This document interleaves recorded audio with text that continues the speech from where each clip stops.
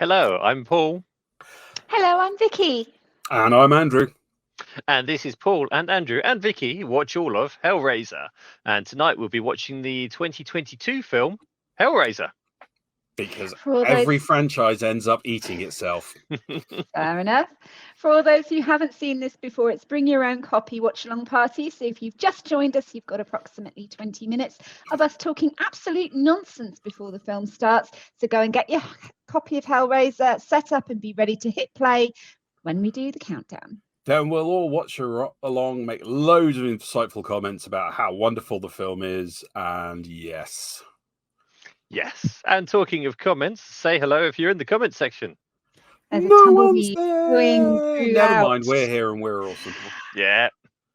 Well, apparently so. So, Andy, what horrible movies have you been watching over the past month? I only ever watch amazing movies. Liar. No, I I've only seen ever some. watch. I only ever watch amazing movies. Other people might have different opinions, but I love them all. What have I watched recently? I watched Apocalypse Clown, which is one of the single greatest movies I have seen this year. It is Oh, God. amazing. It's not a spoiler because this is what's established in the first 5 minutes. The end of the world happens, and we follow four clowns and a news reporter as they try and navigate through it. It's amazing. The single best thing about it is a very black comedy, which has an awful lot of satire. It takes the piss out of lots of things, but it also does a really funny send up of post-apocalyptic movies.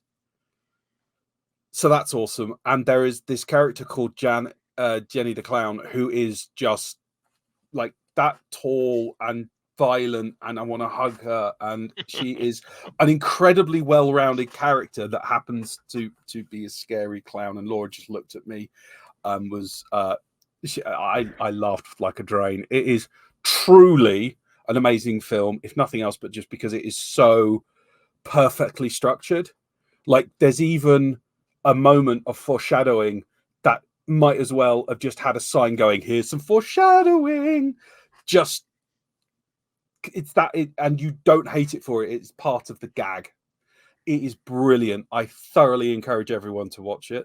Cool. Not a film, but I watched Bodies, which needs a mention. That's an 8-part sci-fi series on Netflix.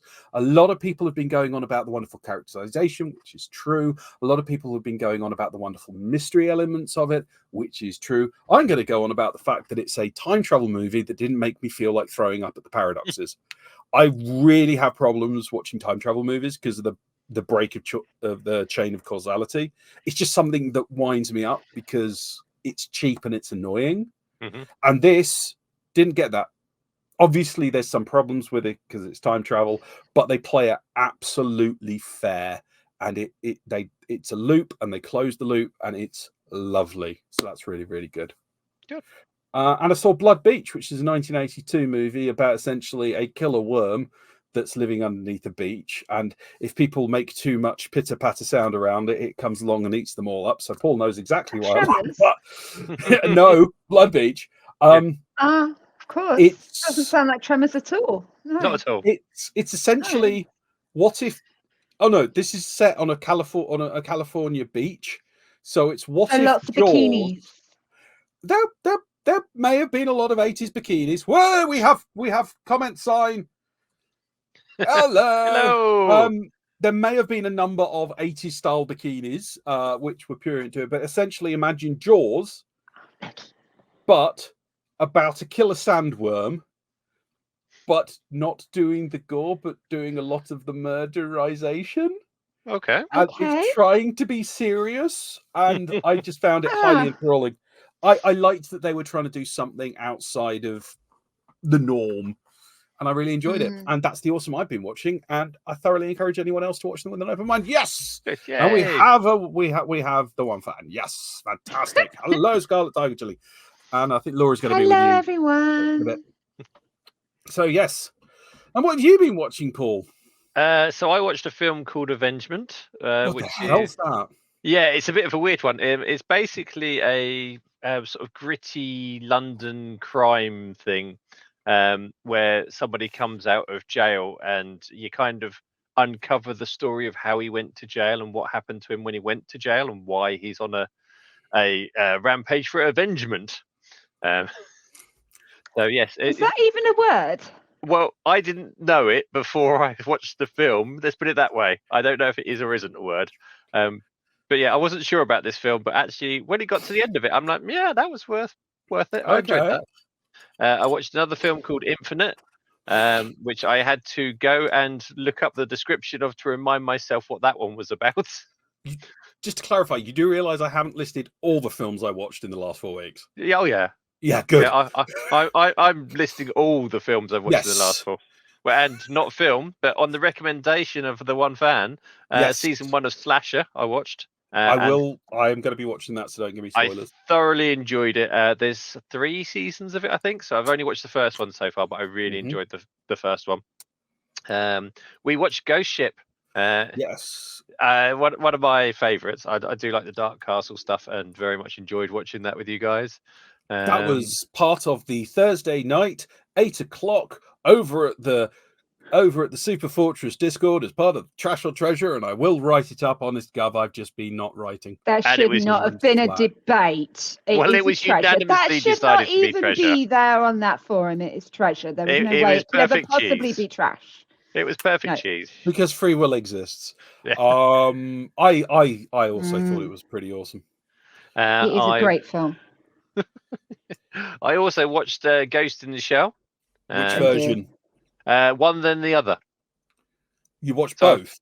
So I watched the Okay. animated one, and then I watched the Right. live action one. Cool. I just had a hankering for it for some reason, and decided to watch them both one after the Have other. you watched any of the other animated movies? Like Innocence? There's no. I've seen an SC 2045. Standalone Complex and Standalone Complex 2045. Yeah. Yeah, that one I've seen as well, but I Yeah. haven't seen any of the others. No, Innocence is it's an interesting movie that interrupts for a 40-minute discussion on the nature of reality and then get back to being an interesting movie. Okay. So, of curiosity, which of the two did you prefer, the animated or the live action? I enjoyed the animated, and I could see what they were doing with the live action. Okay. I mean, I'm not going to say I didn't enjoy the live action one. It's just I thought the original one was better. See, I'm in a very small minority in that I actually kind of prefer the live action because I thought it had a more I'm not going to say its plot was better, but it had a more definite attempt at a cohesive plot rather than. I think it was a more polished version. Yes, it was more. It was less of a ideas dump. Yeah, but I like the charm like of the both. original. Yeah. Yes. What else did I watch? I watched a mini series called "Don't F Star K with Cats." Really? So I watched the yes. one called "Don't Fuck with Cats." Yeah. I don't know why they've edited it out, but there we go. That's what it's called. Which I found to be interesting.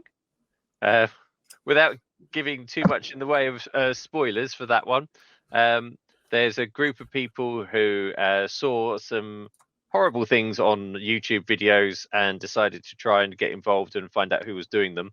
And it does not have hilarious consequences. No, but people do go to jail, which is nice. Yes. But yeah, it's quite interesting to see how it all unfolded. And it wasn't what I was expecting. So, Vicky. Yeah. Vicky. So film-wise, it was the 5th of November, or as we like to call it, V for Vendetta Day, where the whole family watched V for Vendetta. Elizabeth has been partaking in this since she was 6, possibly not. Stockholm Syndrome is a wonderful thing. She absolutely adores the film. It's a bit like watching the Christmas movie now at Christmas time. She really does enjoy watching that film because it's an amazing film. I'd recommend anyone watch it. Cool. So I have been watching a host of documentaries. So I watched Woodstock 99, or Trainwreck as it was called, which I found really, really interesting because they were trying to, in some cases, blame the bands for what actually happened for gearing on the kiddies, which was bullshit. because no, they weren't hippies. That was the problem. The kids were not hippies. They didn't Oh, want no, this no, no. to The love. hippies tried to blame the Yes. kids. Oh Yes. God, yeah, they were Yeah. in complete denial. They were like, "Oh, the kids just want peace," and they're like, "No, we want corn and heavy metal and all that shit." So, And yeah, not it was forget whatever horrible illnesses they got from the tainted. from the water, the trench tainted foot? water. Yeah, that's the one. No, Dysentery and contaminated trench foot. water. Yeah. Contaminated water. They got seriously ripped off. They So- pretty much gave a mob candles at the end, Yeah. and they were like, "Hey, here's a way of setting fires." Well, way to go. God, But I also found it quite interesting as usual because obviously one of my favourite bands is Disturbed. I love Disturbed. But I also love the fact that David Raymond seems like a genuinely nice guy. You talk to him, he's softly spoken, he's a genuinely good guy. And then you also see the guy from Korn, who's again really softly spoken and going, no, you don't do that shit. You be nice to people. Just be nice. It's almost So like I people who absolutely shout. love. I love like it. You see Yeah. hard metal guys, piercings, tattoos, all that shit, and they're just like, you know what? Just be a decent human being. What's wrong with you? And it's just like They were hippies. Yeah, and literally they took no responsibility for anything that was going wrong. Yeah. You're absolutely right. There was sexual assault that happened there, which was not obviously really not cool at all. But that's because there was absolutely zero. Most of them were high. Like all of them were high, and there was no security because the hippies were like, "Yeah, man, it'll be fine." And it's like, "No, it really won't be." And you find out the main guy basically did it for the money because that's what hippies are all about. Yep, they all did it for the money. And then I also just recently watched. I think it was the Ghost Train fire. That's another documentary on Netflix about a fire on the Ghost Train of Luna Park in Australia, which was fucking terrifying. As you kind of got to the end, I'm not going to give any spoilers, but I'd recommend seriously watching it. It's quite tragic and it's quite scary. So that was really, really good. And then I'm sure I watched another Tinder scammer. Oh, the Tinder swindler. Yes. That's I'm afraid, I know it sounds awful, but I was kind of shouting at the screen going, "You dumbass, why give them money? Jesus Christ, are you so fucking stupid?" And like, "Oh, he's a millionaire, but he needed my credit card." I'm like, no, he does not need your money. And if you have to take out a loan to pay this money, then clearly there's something seriously wrong with this relationship. Yeah. So, and they were like, "Oh, for some reason his card bounced." I'm like, "Oh my God, wow, who would have seen that coming?" Sunk cost fallacy. Anyway, we're now 15 minutes I should feel into more this 5 minutes intro. Yeah. Sorry. Back on form. Okay, so that was the point. So back to the point. I'm supposed to write my own part of the script at the minute. However, I think now, thanks to Andy, that part has kind of moved on. So let's move on to Paul's exciting world of Hellraiser statistics. Yay! Everyone in the audience go, yay! Peanut Gallery, show appreciation for this. So, hello and welcome to Paul's exciting world of Hellraiser statistics. Over a long enough time, all things tend to zero, and this is going to be the last of this series, so there will indeed be 0 future episodes of Paul's exciting world of Hellraiser statistics. But that's okay, because at some point, and no, this isn't about my email chains at work, but at some point in the future, you'll see a reboot, a remake, or a reimagining of this segment. Yep. So just like the film we're watching tonight, many popular series are at some point remade, rebooted, or reimagined.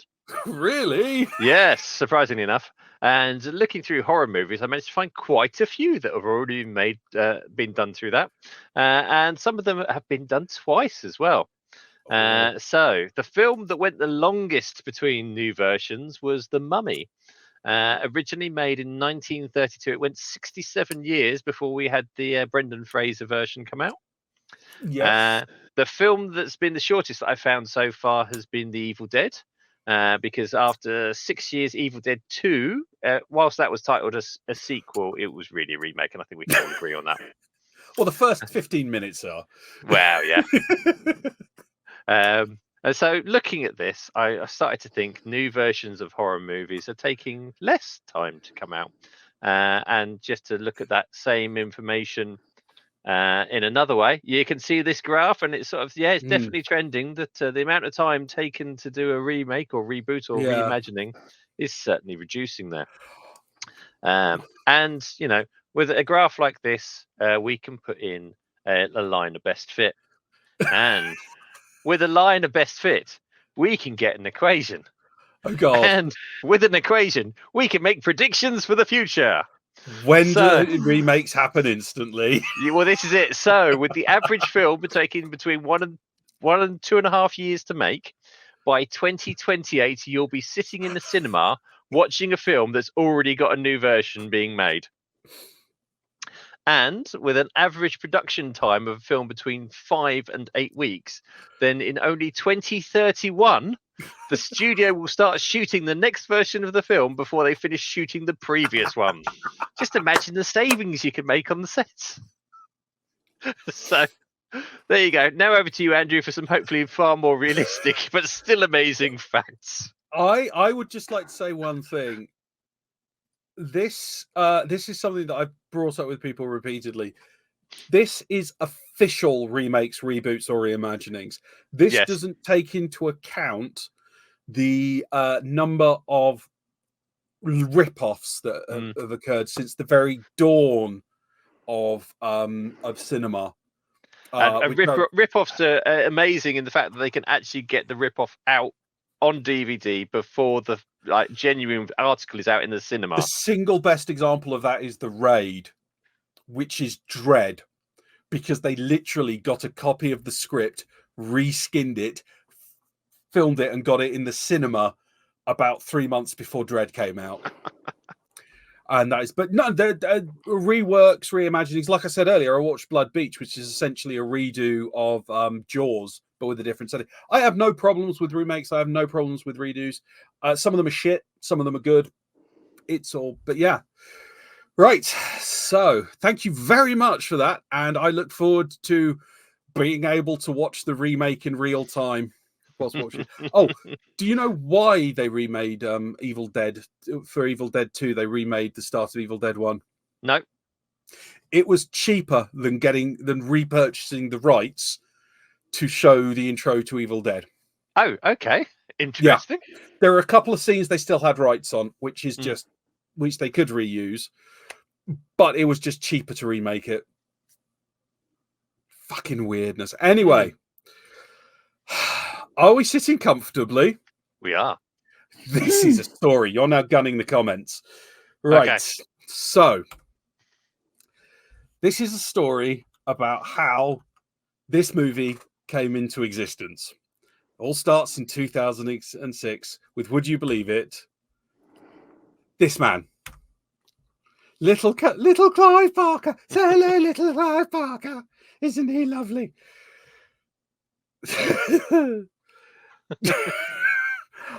Yes, probably. So, this is the only reasonable way I could do this. 2006, Clive Barker said he is going to write and produce a remake of the original Hellraiser. 2007, he announces a French pair, Julian Murray and Alexandre Bistro, who are who were quite big on the new French, either the new French realism or, as some people call it, the new French brutality scene. Brutalism scene, which, if you ever want to watch a really disturbing movie, non-supernatural French horror movies from the 2010 from the 2Ks, yeah, you're going home crying. Got them on as the directors for it, and he decided he was only going to produce it because he found this pair, Marcus Dunstan and Patrick Melton, who had a pretty good record at doing things, and he was like, yeah, I'll get you in on that. That lasted a very short time, and then he got in Todd Farmer and Patrick Lezeur instead. That's 2007. 2008, he lost the directors because it was taking ages to get anything put together, but he was still keeping Todd Farmer and Patrick Lezeur together as a writer. Apparently they did a whole bunch of scripts and they were really, really cookie. Can you kill that spam bot? Yeah, I don't know how to okay. Get I think rid Laura's got admin. Anyway, 2009, Todd Farmer and Patrick Lezeur are out, but a new chap, Pascal Luer, are in. I am going to. Does anyone mind if I very quickly just kill that? No. It's already been done. Oh, it's deaded. Cool. Yep. Okay, right. Pascal takes over and go back. Right. And then 2010, the announcement now is Christian E. Christian, who's a famous director, and he got Todd and Patrick back because they kissed and made up. I don't know. And then eventually, later on that year, it was Patrick was going to direct and Todd was going to write. Which is they're a working pair. It's like, well, which is which? It's fair enough. Thank you very much, my dear. But yeah, that's 2010, and then he lost both of those two in the 2011 conversations, and we're back to Julia Monroe and Alexandra Brestel because they make really good films. I'm throwing no shade of any of the people involved in this because they all make really, really good films. So that was. Yeah, no, it is. It should be Christian C. Christiansen. So that's basically 5 years of Clive Barker making a whole load of noise, going, "I'm going to make this, I'm going to make it, I'm going to make it," which is great. But that basically made Miramax go, "Hang on, haven't we still got the rights to this?" And they saw all the interest that was happening, and they went, "Okay, we're going to make Hellraiser Revelations." Oh wow, God. Which is, I think we all remembered, was the most Hellraisery of the Hellraiser sequels, but was also shit. Not good. Is that the one at the bottom? That's the one at the bottom that I think I asked. Are you sure you don't want it to put it lower? Oh, yeah. So I have to put that one in the smallest text that's still visible on the screen. Yeah, that's tiny. But that's still visible is an insult. Oh. That's the one where they just head down to Tijuana and murder a prostitute in the toilet, and no one does anything because Tijuana, hey. Right. Anyway, so that's 2011. Everything stays stum until 2013 when Clive Barker goes, "Right, enough of this. You've missed fucking nothing." Yeah, you haven't missed much. 2013, Clive Barker goes, "I'm doing it. I'm doing it all. I'm going to produce it. I'm going to write it. I'm going to direct it." Which, fair enough. He can direct. Much better writer and producer, in my opinion. And then 2014, he was just like, "I'm going to find a director because busy man, lots to do. And he's busy trying to produce a film that he doesn't have the rights to." Nothing happens. Then 2017, Clive Barker confirms that the script has been with Dimension, quote unquote, for years. This is also when he had a major chilling out with it came to light. He had a major chilling out with Dimension because they owned the rights to everything. But whenever he approached them about being involved again, they just took it as an excuse to go, "Oh, we'll make another cash in." So. There's a lot of. I'll say this for Clive Barker: he's never been especially bitter about what happened because he lost the rights so he could make the movie, and the movie made his career, which I think is very nice. But it's very clear that he's not happy with it. Mm-hmm. So not being bitter at something like that, I think, says a lot about the man. A lot of positive about the man. Anyway, then 2018, we get Hellraiser Judgment to keep the rights because we are evil and we must all be punished. The reason we got that was because we got Halloween, the third one, not the Halloween with that started the series, or the Halloween where we discovered Rob Zombie has nice ideas but don't know anything. He's not of a great movie maker. Anyway, Hellraiser Judgment happened because of Halloween, which is just terrible. So. They realized there was Miramax went, "Oh, there is actually money in them there licenses." So they decided to look at it seriously. So they got in a mob called Spyglass, and that was the guy by the name of Daisy Escoya. He got in these two people, David Kruckner and Ben Kloss and Luke Potowski, to start working on revamping it because they actually had the rights. I don't know. I don't listen to pop music. Anyway, and then that same year, and I fucked this one up, 2020, Clive Barker then got the rights back, which was fantastic because that then meant in 2021, they actually got the movie together and you got David Bruckner directing it. You've got Ben Collis and Luke Patowski writing it, although there's a fair no, Biff Palzap, them are fighting words. You've got Ben Kalski and Luke Patowski writing it, which is cool, but Clive Barker involved. And then you've got David S. Goyen, some bloke called Kevin Levin, some bloke called Mark Tiberoff, and Clive freaking Parker as the person making it. Yeah, I got there in the end. Leave me alone. That's a lot of history I just crammed through in a couple of minutes. So that's basically how this movie happened. Oh my God. Spooky Abba and Spabba. It's what, 15 years of pissing around to get this movie made. Anyway, that's when we got Hellraiser 2022. So it was filmed in Serbia, which is nothing exceptional. There are no exciting stories about the production. There are no interesting stories about the production. They just went, they made a movie, everything was fine, everything went well, other than COVID. That put a cramp on the style quite seriously. Thing to note, this is not a remake of Hellraiser the movie. This is intentionally described as a remake of The Hellbound Heart.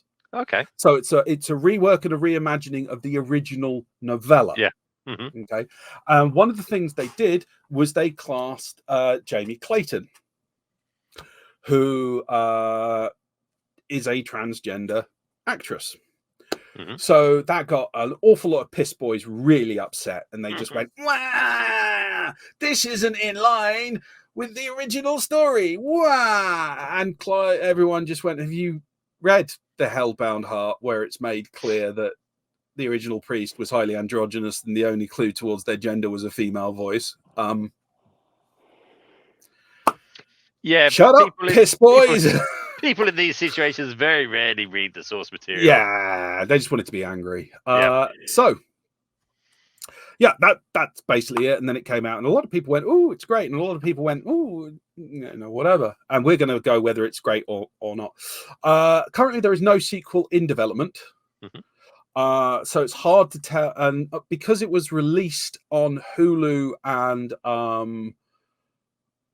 in the US, and then a whole plethora of streaming sites worldwide, we don't have the cinema tickets, so it's very difficult to judge see how successful it was. Yeah.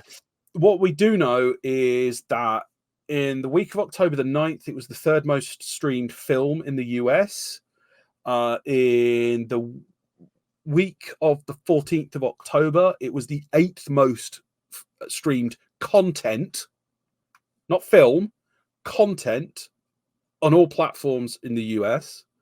9th most watched content on October 19th, because they did a Halloween release, which is super wicked awesome. And and then it basically held the third spot. It was the most watched movie across all platforms United States during the 8th of October, week of the 8th of the 8th and the week of the 10th. So it just absolutely creamed it on the streaming platforms. Don't know what the budget was because it wasn't announced. Don't know what the take was because it wasn't announced. But yeah. Excellent. And I can answer this. What about the many Bothans? The Bothans were involved in the second Death Star, not the first Death Star, which is what Rogue One is about. Yes. So, would you like to hear what the critics said? We always love to hear what the critics said. So this is a bit of a mixed bag. What works most about the new Hellraiser are the leads. Odessa Oziano's performance makes up a lot for what the script lacks. That was Drew Gregory. The elaborate new Cenobite designs owe as much to Guillermo del Toro's bioworkers Clive Barker's S&M body mods, but yet again the emissaries of hell stand around being philosophically evil rather than doing much of anything. And that's from Kim Newman. And Kim Newman, as I hope people know, knows his fucking stuff. So those are the two named critics, because they're both fairly respected horror critics. From Cinema Crazed, it's dripping in suspense and terror and finally brings some mystique to the Cenobites once again. which is quite positive because one of the things Yeah. we've been saying is they just got a little bit. Oh, it's them. Yeah, they just turn up without having much of a personality. Oh, look, it's a new Cenobite. I wonder what their gag is. Oh, it's literally what they look like. Fine. This is from LA Times, who, if you may remember, they've been pro and anti horror quite a lot. Dipping back and forwards. They're kind of a bit down on it, but they seem to be relatively versed. Relatively good thing. There's something lacking for all the flayed flesh and impaled skin in this picture. This Hellraiser isn't sharp enough. And then from Bloody Disgusting, who, let's face it, Bloody Disgusting know their stuff. On the surface, Buckner's new vision of the story bears only symbolic resemblance to Barker's original novella, The Hellbound Heart. But upon closer examination, there are several thematic connections lurking just beneath the skin. So it could be a bit of an intellectual one. Okay, interesting. And, not just spooky BDSM guys. Yeah. And finally, I'm a bit blown away by this. The clever redesign of the makeup, the shimmer of the pinheads, the palette, whatever that keyhole, locket, tracheotomy thing is at the throat. It's simple, subtle, disturbing, and sexy. Everything it should be. Peace and pain. And that was from Doug Bradley, who does not appear in this film. Number one, because we're getting on a bit, and he didn't want to. Hello. Oh. He was getting on a bit, and he didn't want to travel because of the risk of COVID. Yeah, he was offered a role in the film, and he just went, "No, you know what? I'm happy with what I did with the role. I'm good." And also because it just absolutely was a gog about the new actress. Well, it's nice that he's gone, I've done my bit, I'm going to hand it on to someone else. And then he's also watched it and commented positively on it. He was highly praised by it. And I've heard a lot of good about Jamie Clayton's version of Pinhead. There's no way they can be as bad as the last two, frankly. they're going to have to punch themselves in the face with a brick. Just based off what I've seen them do before. So yeah, hello, Dr. K. So he was very, very complimentary of it, and he is mostly because he made a shit ton of money. He made quite a bit of money off a couple of movie performances, and then got around to doing whatever he wanted, which is the way to do it. Lovely. So that's the twisted story of where we are and everything. I'm just going to bring this up. So thank you very much for that. So here's you are running out of time. I know, I'm trying to go. So here's what IMDb had to say about the film. A take on Clive Barker's 1987 horror classic, where a young woman struggling with addiction comes into possession of an ancient puzzle box, unaware that its purpose is to summon the Cenobites. So, Vicky, how are you feeling about this new Hellraiser? I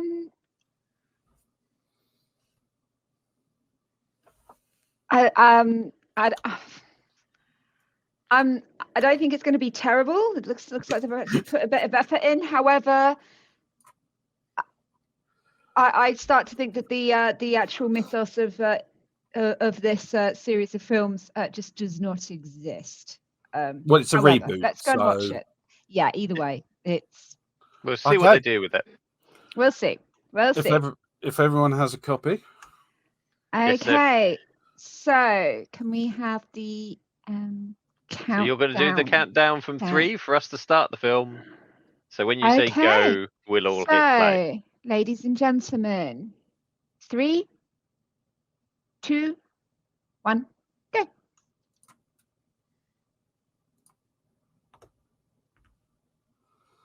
Has the timer started? Yes, my new timer started. Timer started. With a new timer, so...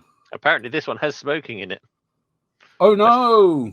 High on the list of things to be worried about in a Hellraiser film. Yeah. You might eventually develop lung cancer. You'll probably see your lungs first. Well, you'll know whether you've got lung cancer or not. Just checking. Can anyone hear anything yet? It's really quiet to start off with. Oh, hallelujah. Right, because I was a bit worried that it takes about 25 seconds before you hear anything. They're in I like this soundtrack. It's a lift.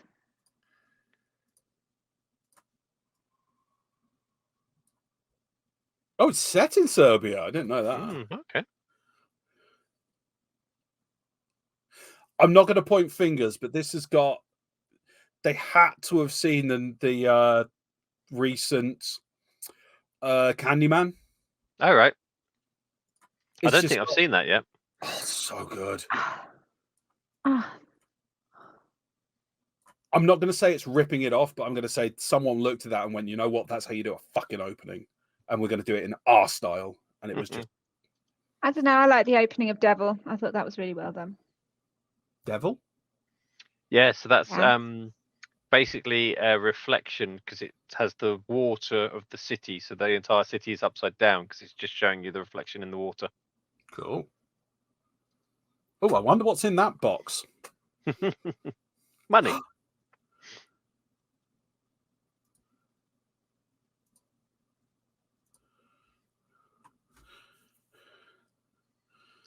Well, that's the smoking code.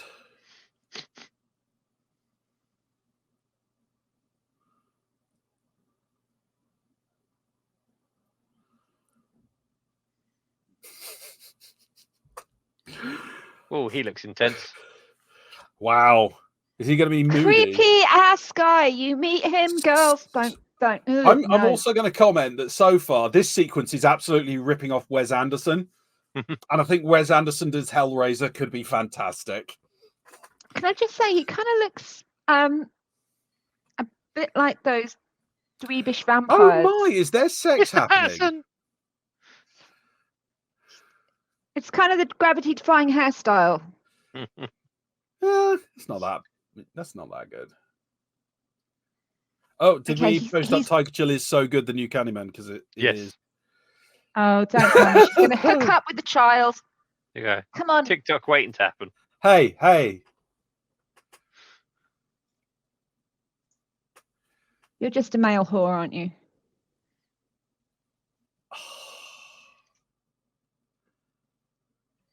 Oh, babe, I go believe the back to preferred school. nomenclature is slapper.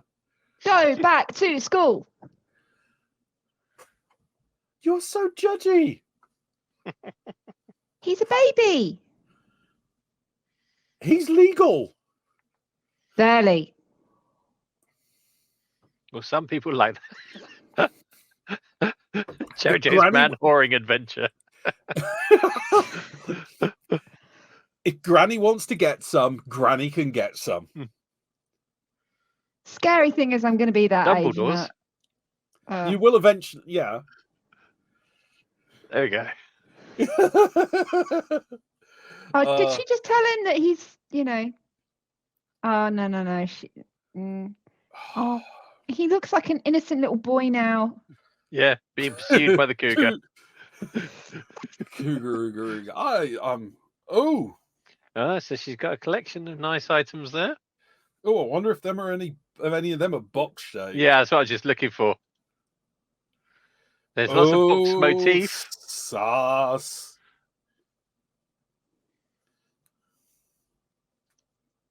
Yes, it's a very nice looking set. If they're doing a remake of the book, they've got the problem that there's certain elements of the movie. Oh, hello. That looks different. Oh, two. Oh no, wait. Oh, you're a cheeky little number, aren't you? Different configuration. Now that's just rude.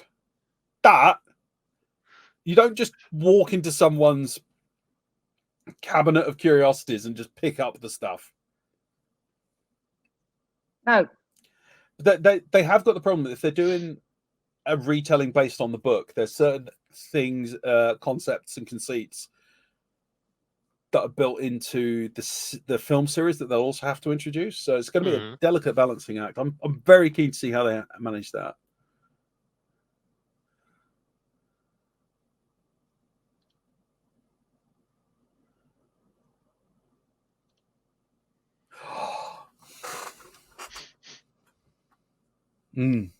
Oh, little boy's got a tweet.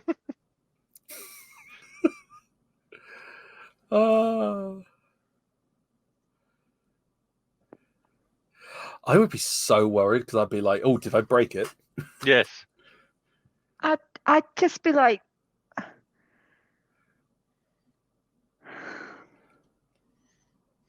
You would pick it up and you would try and rip it apart.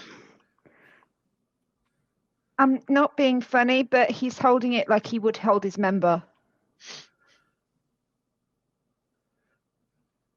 I think that might be the subtext.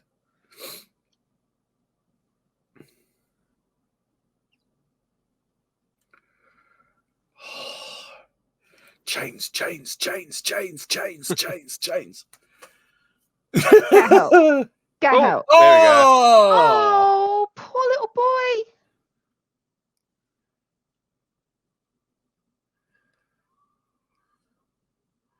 Surprise. Is the right answer. I'd honestly get some tetanus shots.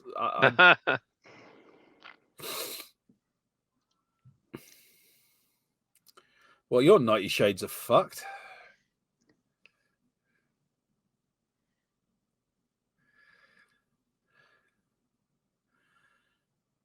Oh, he's definitely having the whole.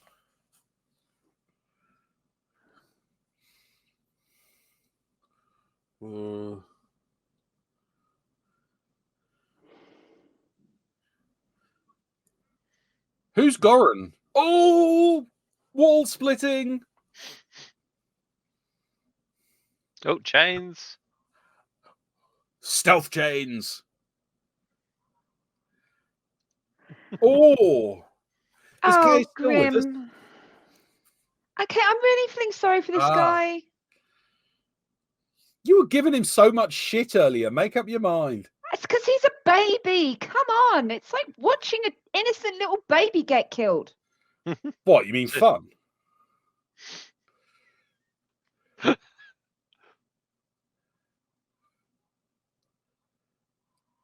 Oh my, that's Oh,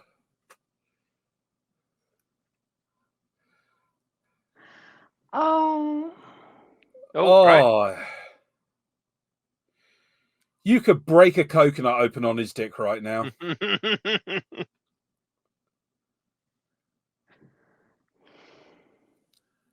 Oh, we've reintroduced Leviathan.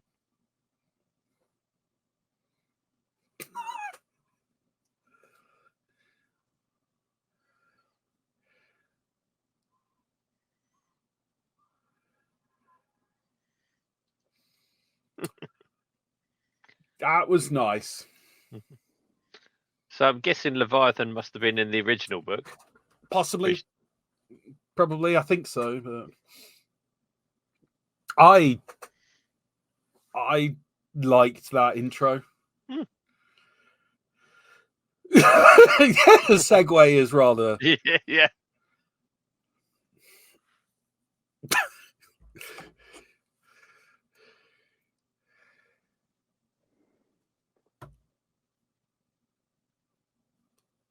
Six years later. Jesus Christ, that was a long session. It'd be chafing. God.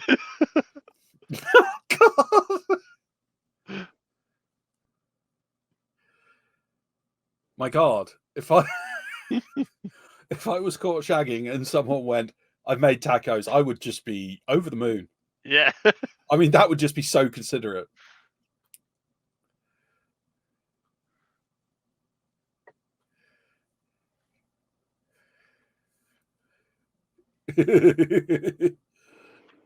Seriously, tacos.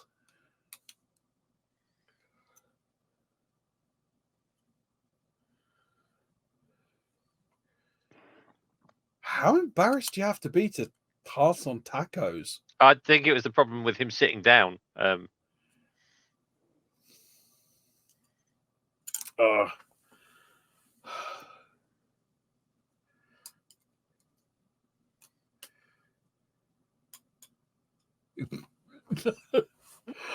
Everyone, what is that? Those look like vol au vents more than tacos. Are they postmodern?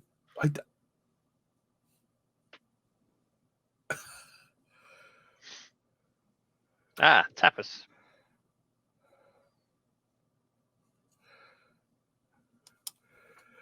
Tapas. Ah. Oh, we're losing people left, right, and centre. Oh.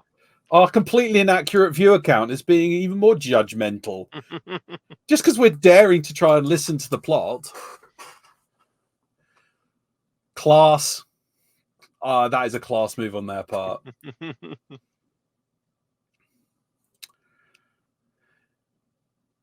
I did like the background squelches in that previous scene. I think I might have to tweak the contrast on the timer. I got a new one. So This is nice, but it's red on red. yeah.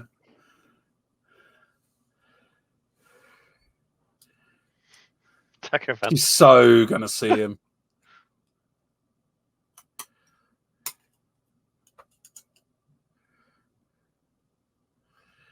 Oh, she is so paying attention to him. That's nice.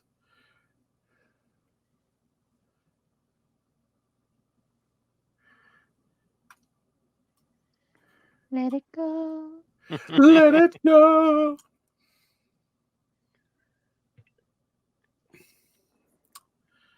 I take it the 12-step program isn't going very well for them. Yeah, it doesn't seem to be. So I've got my subtitles on for this, and every apostrophe has 2 apostrophes in it for reasons I'm not sure why. Where did you get it from? Is the Amazon subtitles. Do I have subtitles? Oh, it's doing that for me as well. Weird.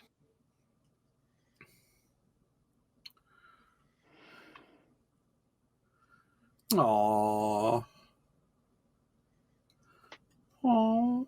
He's trying to be the pleasant, skeevy little lover. What? Just. Are you just never going to approve? I think the basic problem is you like Paul so much, you just disapprove of anyone else ever sleeping with anyone else. That is absolutely not true. Everybody else can sleep with whoever the hell they want. Anyone touches my man, they die. So you're just going to have extreme judgment. Okay, so we are on 2022. We are on the 2022 Hellraiser. Oh yeah, and I'm just going to change the banner that says you've still got time to grab it. It's like, yeah. You were handling banners this time. Yeah, that's why I failed. I didn't screw up for once. No, that's me. We've gone. What have you guys done this time? There we go. We're now watching a film. So but we're only about 15 minutes into it. Minutes. Yeah.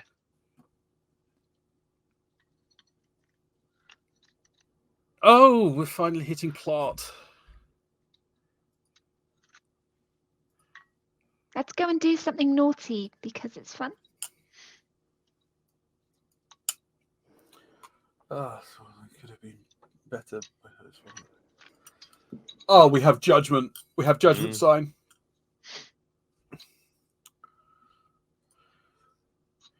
Yes. Well, by default, yes, it has to be one of the better sequels. Because we've watched Judgment. Yeah. I was going to say, because we're 15 minutes in and we're not already complaining how awful it is. And we watched Revelations, and really, you can't get much worse than Revelations. Well, actually, you can. I would take that back. I have seen worse than Revelations.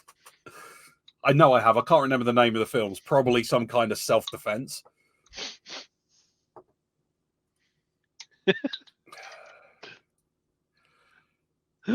Yes. I think we did rank them down the bottom of the list for those ones. Did we actually? Was it? No, it was Hell. I was thinking of Hellworld. Inferno as well was one of the ones we didn't like.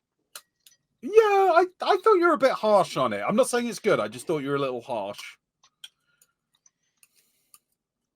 Again, Vicky didn't like the skeevy guy. Which guy?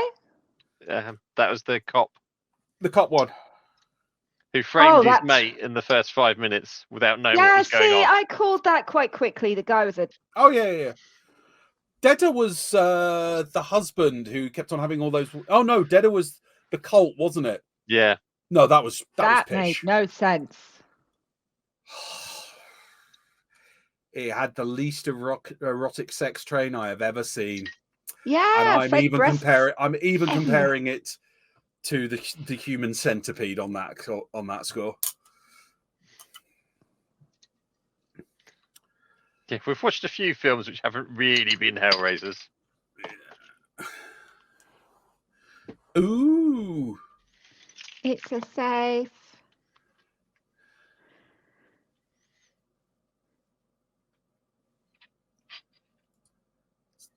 You said So you remembered it.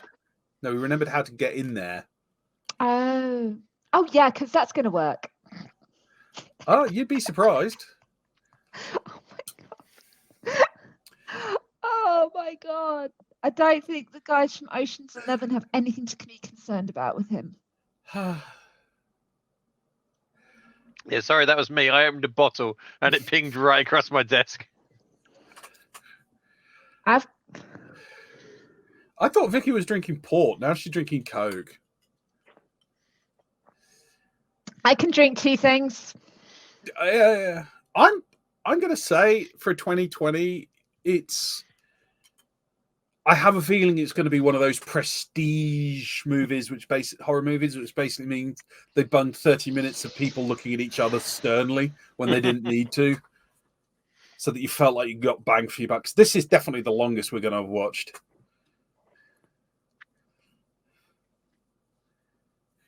No spoilers. Like No spoilers. We haven't seen this yet. Long. Be nice. Be nice.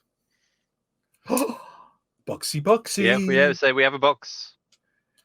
I like that. They've certainly upgraded the box. Well, I don't know about upgraded. It just looks. I'm always going to be a sucker for the original, but that looks nice. I like it. It's got a touch of bit of the old, bit of the new.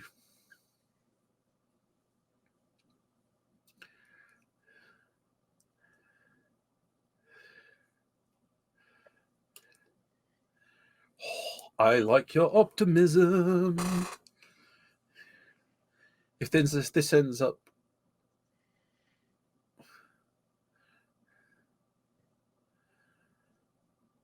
Oh, Jesus, they're at the reading poetry in bed stage of the relationship.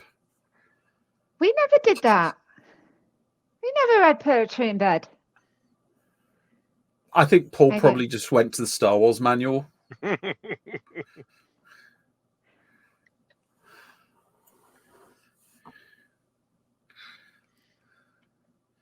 You're quoting Byron. Dude, you're already in bed with them. You do not need to quote fuckboy Lord Byron. I get the feeling you don't like Byron. Oh, he was a twat. The only good thing he did was massively traumatize Mary Shelley so that she wrote Frankenstein. But I'd rather she hadn't been taken to such hellish a place that she was able to write Frankenstein.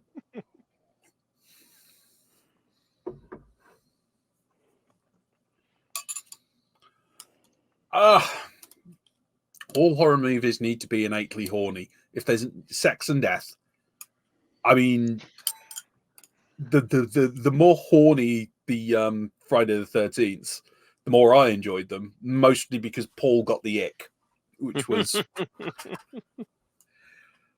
I'm sorry. There were some dodgy sex scenes in there. Yeah. Friday 13th Part 2, the last skinny dipping for absolutely no reason. You just were like, "Oh my god, I'm a parent. This is wrong." Which is the one with like the two teenage girls who were they were probably 18, but certainly didn't look it. Two teenage girls. Yeah, they were like twins or something. Yes, that was. I want to say 6. I didn't think it was that late. I thought it was earlier. No, it was the one with I thought it was like 3 or 4, maybe. Are they just having another breakup for no reason? Yeah, pretty much.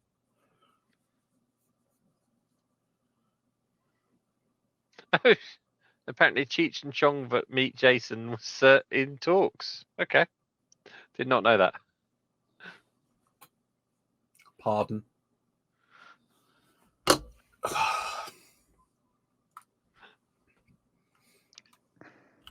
She's got pretty much a building-sized chip on her shoulder. Yeah, why not? Which was the one with Corey Feldman in it? Ooh.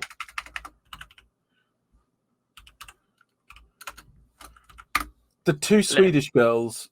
Friday the 13th, final chapter. That's 5 then, is it? I can't remember which one it was. But that had the that had the twins. Tina and Terry. Terry? Yeah, Tina and Terry, Camilla and Carly Moore, who were... Oh, Christ. You're going to feel so bad about this. Mm.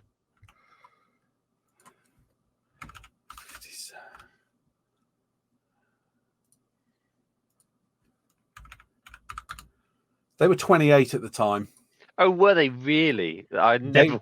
They were 28 and they looked like they were 17. They looked a little bit younger than that, to be perfectly honest. Yeah. So disturbingly young.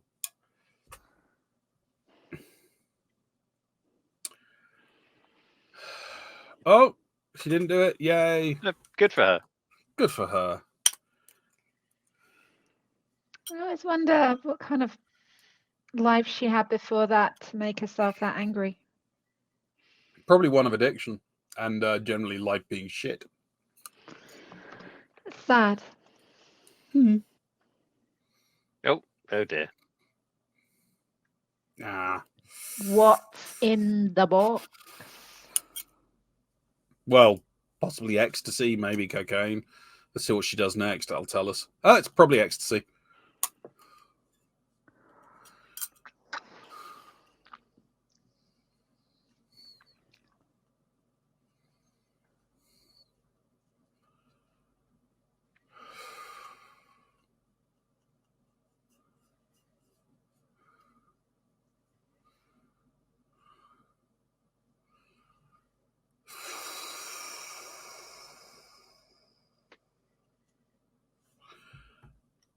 I mean, they're going for quite big sets. I'm going to point out, most of the other films we've seen, whenever anything's happening, it's always very close in.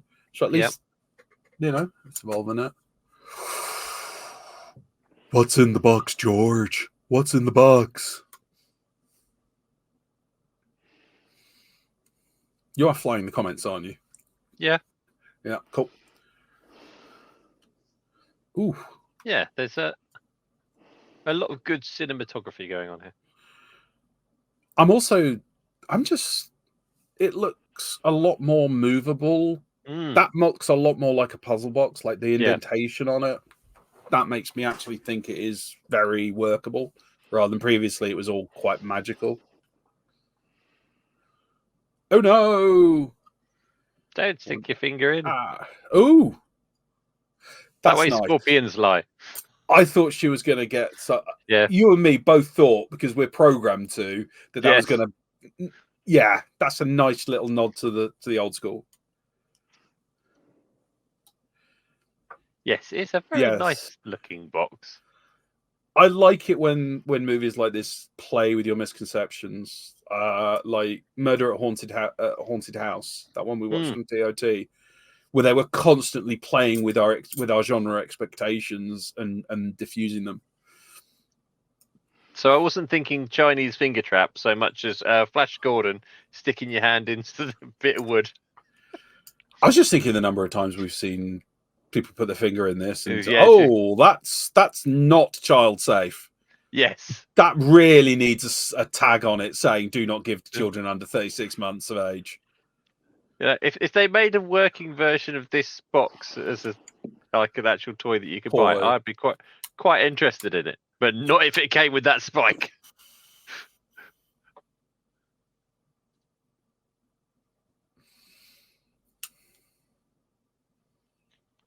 Yes, that's because you have probably been sober for quite a while and merry-go-round squeaking. Yeah, Does a merry-go-round squeaking have a very specific sound? it does. It really does.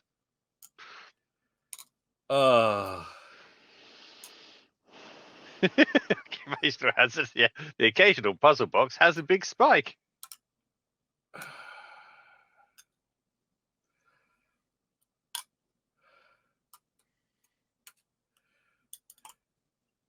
Oh, That okay? That's a very different look for a Sunny BB. Yes, I was expecting sort of still the black kind of leather outfit, but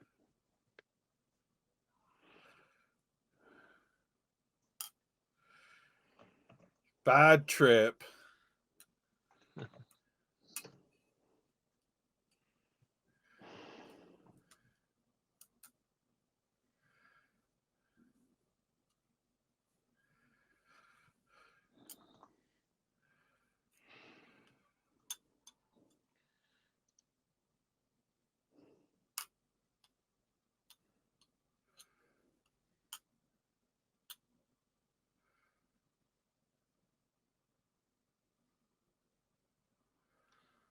What? In- No! oh no, just a dream. Oh, thank God for that, because, come on. That's quite different hooks as well. Hmm.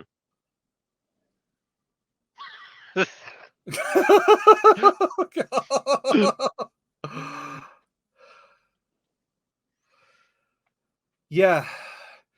I don't think we can all agree Power Rangers would be quite a different series if it was written Yeah. by Clive Barker. Okay, yes.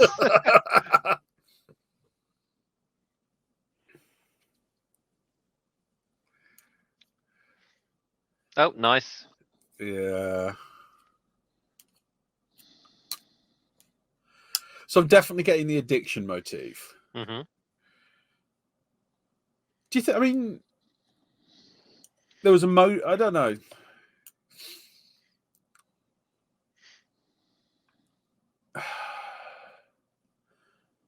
Which one was Tommy? I don't know Power Rangers No. lore. Apparently green.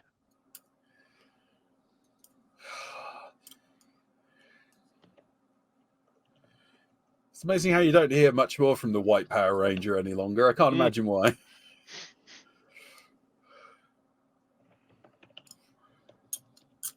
Oh.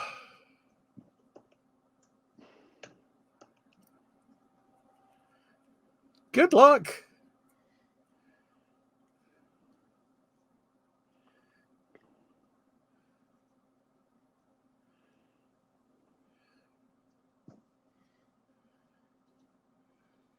Ah, that's a shame. Oh, wow. That sucks. Can't be much older than me. You see, I don't think they were particularly old. Oh, no. Ooh.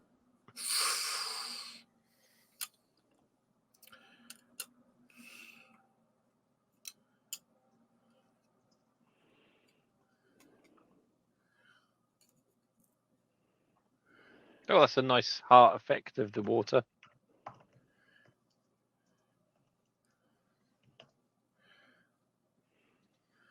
Oop. Oh, man.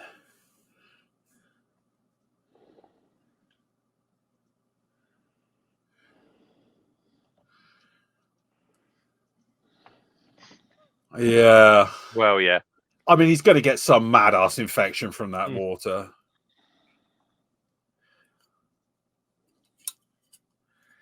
I'm definitely getting a really nice otherworldly sense. Okay, that imagery has been used before. Ooh, what? The mirror? the mirror image of someone just standing, your own image just standing there, staring at you, not copying what you're doing. That one was taken. The sync is obviously taken from It. Oh, it's been used. It was used before it. It was the classic. Oh. That's a nice looking corridor. Well, I'm just getting this absolute. It's very Cthulhuan. Very otherworld. Whereas the original was very centered in the real world with like small intrusions. This is like almost an invasion. It feels a bit violating, which is nice.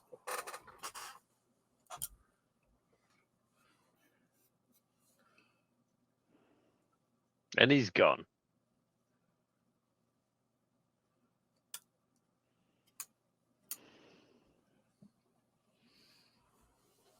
Yeah, definitely a tinnitus.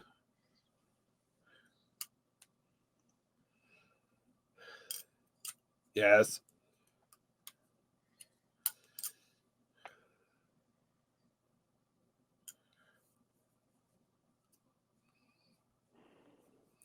Tell the police nothing and the doctors everything.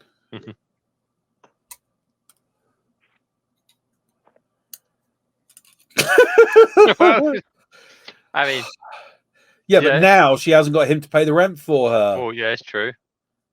Oh, man. My nose is so itchy at the moment. I do apologize.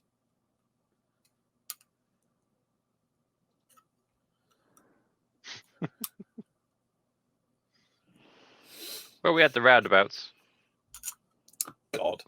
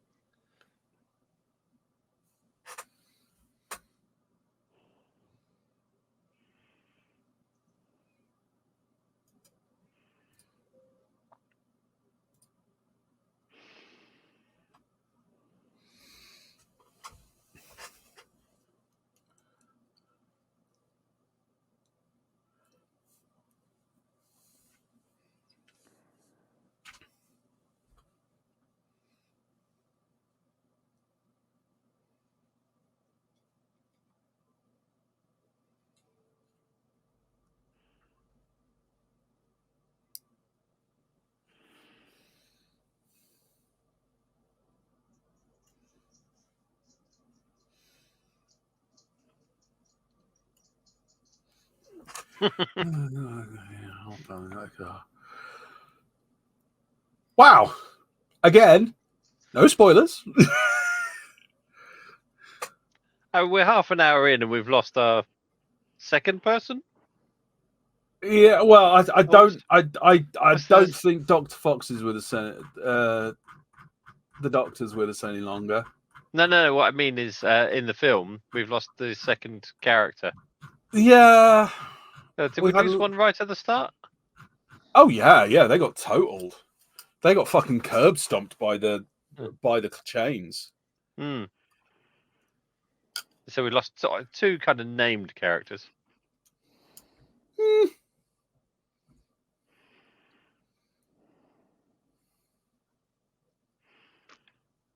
Oh. Is non-judgmental Vicky being judgmental? No, I just feel sorry for the boyfriend. You're not being judgmental. You just feel sorry for the boyfriend. I do. It's obviously why do you feel sorry for the boyfriend in your non-judgmental manner? So, if that was a guy returning constantly to the girl in that way, people would be perhaps more sympathetic to her than they would be to him. But she's obviously... It just seems to me like she's going back to him quite frequently because he has cake. I don't know. Dysfunctional relationship. Yeah, and I think it's for him. I don't think it's healthy for him. Fair enough. Is he? Doesn't look fat.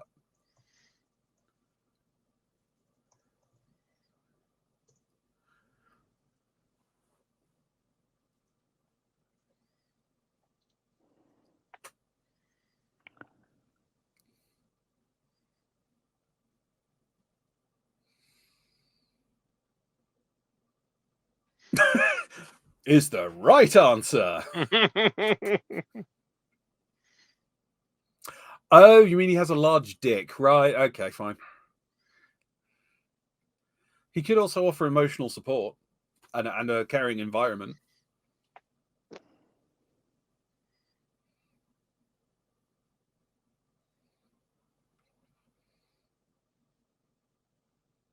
You know what this is really reminding me of? Nightmare on Elm Street. How? Just the kind of Justify. tone. No, just kind of the tone. Okay, so number one, the surrealism, right? Yeah, but this is not as surreal as previous ones that were literally tripping balls. No, I mean, as in literally like the dreamlikeness. Like as I said, you had the appearance and the disappearance of the bad guys. You had that weird, like the scene where you had the tunnel appear in the bathroom, right? So that's kind of that the early parts of Nightmare on Elm Street where something was up, people were getting off, but they then went off and did a great big exposition search. I'm just saying it's just reminding me of that setup. It's not one for one. Have you seen the remake of Nightmare on Elm Street? I've only seen the remake. I haven't seen the original. I have not seen the remake. It's just got touches of that that's really coming through. I'm not saying that for or against. I'm just.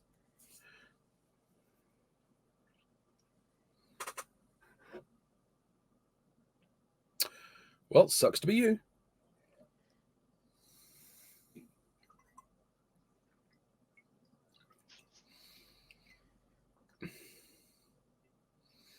Mm.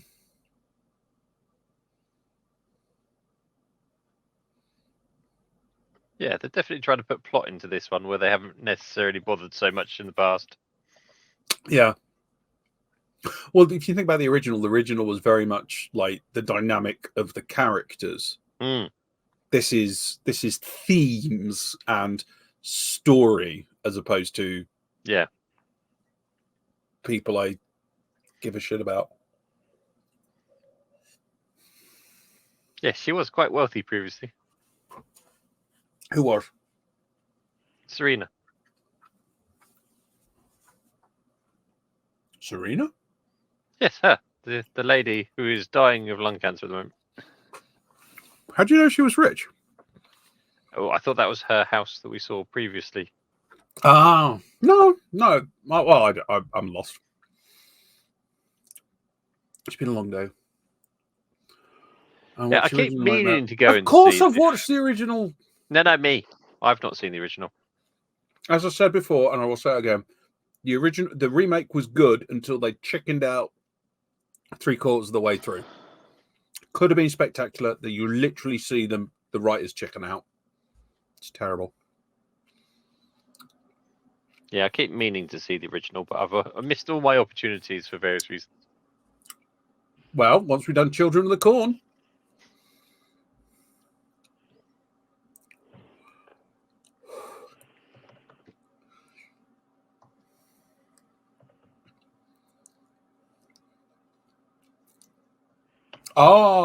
Angels to some, devils to others. Mm-hmm. So they're trying to filter it in. Yeah. The whole big twist in the remake was, what if Freddy Krueger was innocent, and the parents had killed a perfectly innocent person, and about making you go, hang on, he's come back from the dead to take vengeance after being like brutally murdered for something he didn't do. And then they went, nah, he did it. Mm.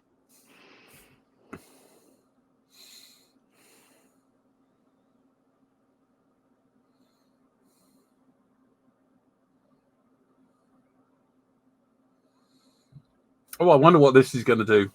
Yep. There we go. I just love the fact that every single configuration requires a blood sacrifice. It's like putting together a toy kit. Yes.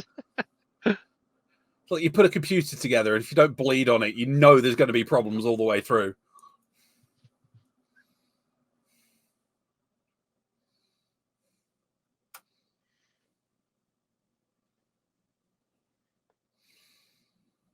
They could An apology would go a really long way. Mm-hmm.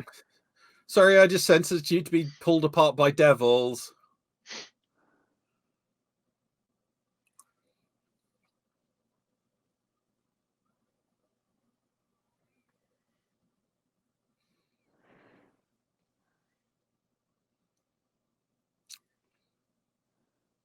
That No, but you do need someone to speak a little bit of sense. oh, I don't like that. Do not like that. So let's have guesses from the audience. How wide is she going to be when she finally dies? Oh, that's a bad sign. I like the fact that she can see it, but no one else can. Mm. I'm guessing like 10 meters. Do I have any advances on 10 meters? How big is the room that she's in? Mm. I bet she's kind of egging on the lung cancer now, knowing what potentially could come. Honestly, at this point, I would just be grabbing I'd just be rolling up a carpet and having that one final drag because I know what's happening. Does she, though?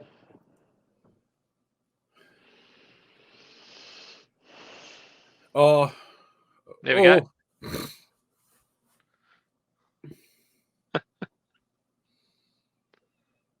Oh, Yes, that's a good point. We haven't got the lightning on the box. yeah. But like the opening it up but not showing us up was because it's also kind of there's a symmetry between the box opening and the world opening. Kind of works. And they're just outright refusal to show us the Cenobites.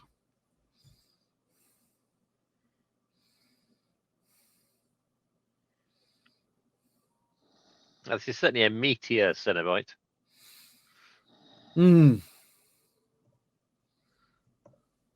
She never got to have her tapas.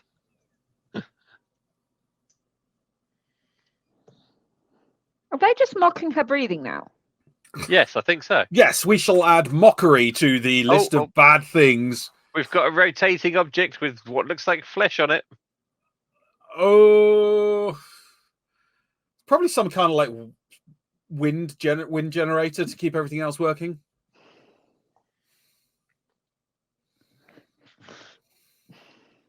Yes, so we keep seeing bits of the Cenobites, but nothing too close up or in focus.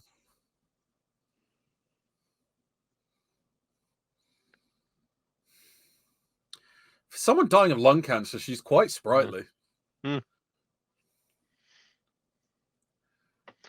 think where she's gone, she doesn't need to breathe anymore.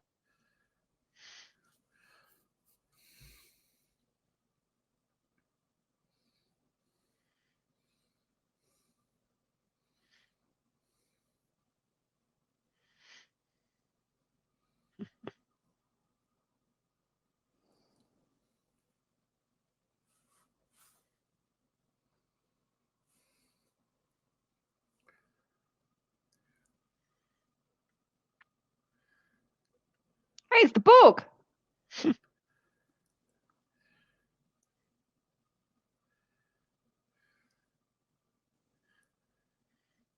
That's a very different style of Cenobite. A lot more organic.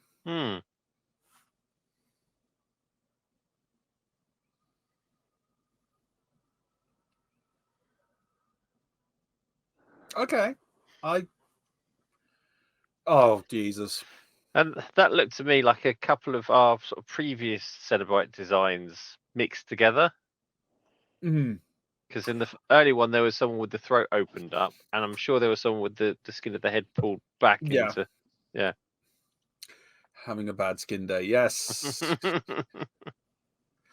I mean, what are you going to do though? If you stick with the black leather and latex, it's going to look like the old school. So yeah, it's kind of showing the stuff we presumed they did to other people. So that's kind of like a little. I like it. Yeah, it's not the Cenobites I grew up on, but I like the changes. I think they're just going to be hunting. I'd just like to say one thing. Like we're like 15 minutes since we were told nothing happened for half an hour. That was a pretty good scene.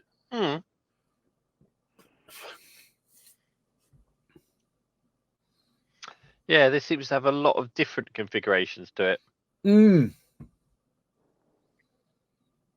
But I think previously we've only really seen 2 configurations. yeah, but it's always been based on the box. This is like the box is a transitory stage. So it's more about you got this definite sense of metamorphosis flowing through it. Muscle to make this, yeah.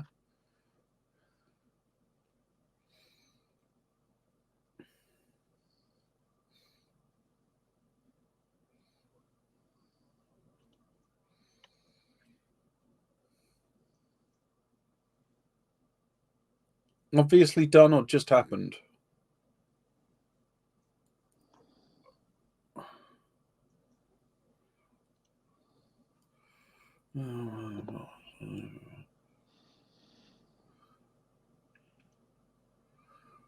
We'll believe you. We haven't got to that. So again, spoilers.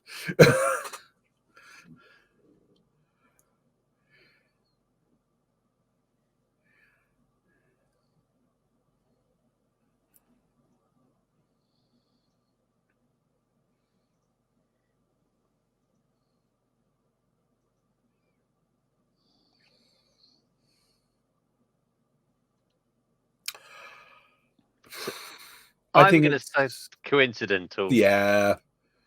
There's nothing that makes me think it's not. And you've got a geometric shape. The Star of David is not a 3D object. So, yeah. Yeah, I think that there's a limited number of things you can do with a set of triangles.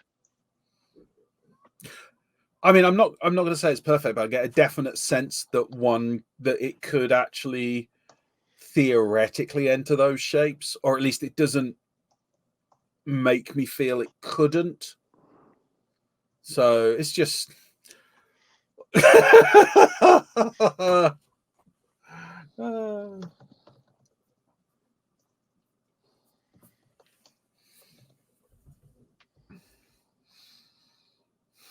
there's a lot of thought gone in, like that shot where it's overhead and they're twisting. That is just a nice little touch. The DOP on this really knew what they were doing. So there's a lot of nice looking scenes. And they've got good arrangement and good use of space. Definite continuity of theme. Okay.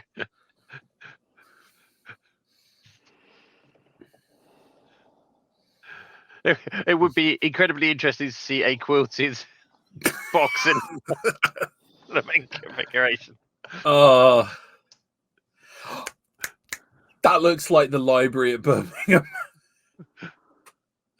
If Laura's still hearing us, she'll know exactly what I mean. That looks like the covering at the Birmingham Library.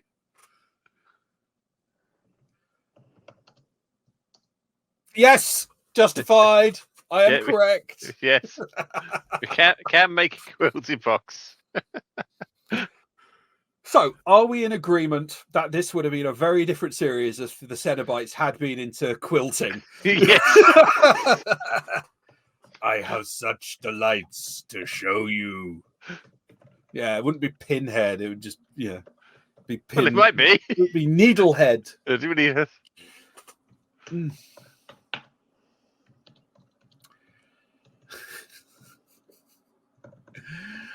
Now, if you are going to make a jumper out of a live human, what do you need to do first? Is get a really good needle. Oh, you see, that would be brilliant, isn't it? You open up the box and all the pins come. Oh.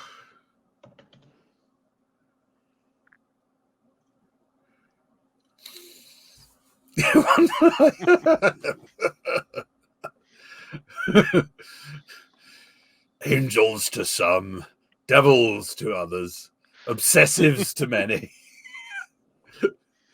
I started this scarf 20 years ago and I still don't know how to finish it. That's my daughter's knitting, that is. Oh, God. Of course, there is the legend of the Doctor Who scarf where they just they gave her all the wool because they didn't know how much wool you needed for a scarf, and the knitter just went, "Oh, you want all of it? Yeah, I get it. Fine." Ta-da! It would certainly be an awesome entry. Yeah, I'd just like to say, if you're going to international quilt exhibitions where they let you make quilts out of human flesh, you have been holding out on us because I am not aware of this. Oh, this is not exactly going up into the attic, is it? Oh, there's something new I didn't know. What?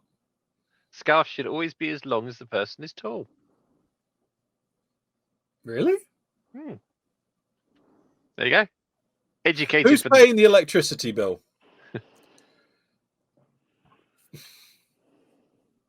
Not human flesh, but I've seen some great horror quilts. Oh. Cool.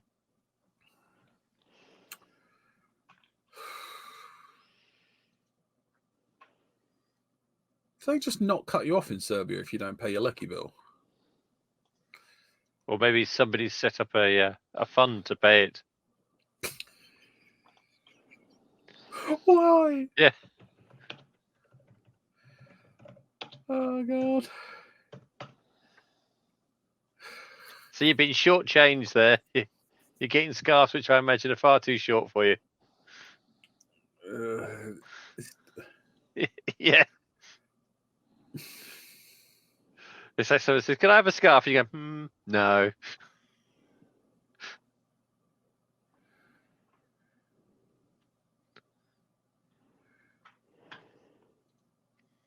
So we noticed that skylight earlier had the box motif to it. Yeah. Yeah. Now she's pushing buttons and changing the configuration of it, which I really like. Yeah, there, as I said, very much continuity of theme. They get a hat instead. Brilliant.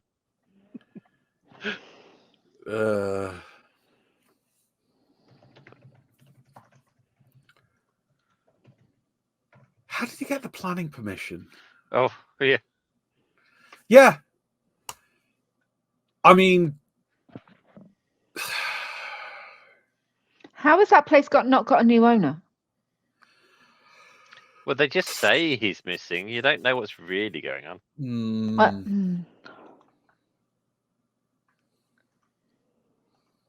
They definitely haven't got a cleaner in. No. No, it'd look even worse if no one had dusted. It's that sexy architecture.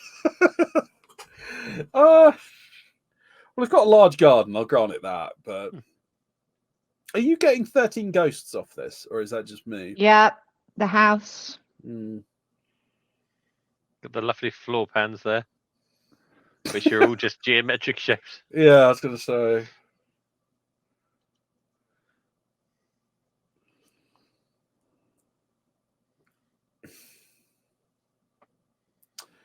Oh, it's Dorian. Well, maybe. I quite enjoy 13 Ghosts. I would recommend that as another film to watch. Yeah. It's done by the same people who did Ghost Ship. Yeah. 13 Ghosts is cool. But it's got a bit more humour in it. It's got the best quotes ever. This guy's handwriting is way better than any occultist I've ever met. 13 Ghosts also has Matthew Lillard in it. No occultist I have ever met, A, is this organised, or B, writes this understandably and clear. They've always got some bullshit code, or they write like a drunk spider.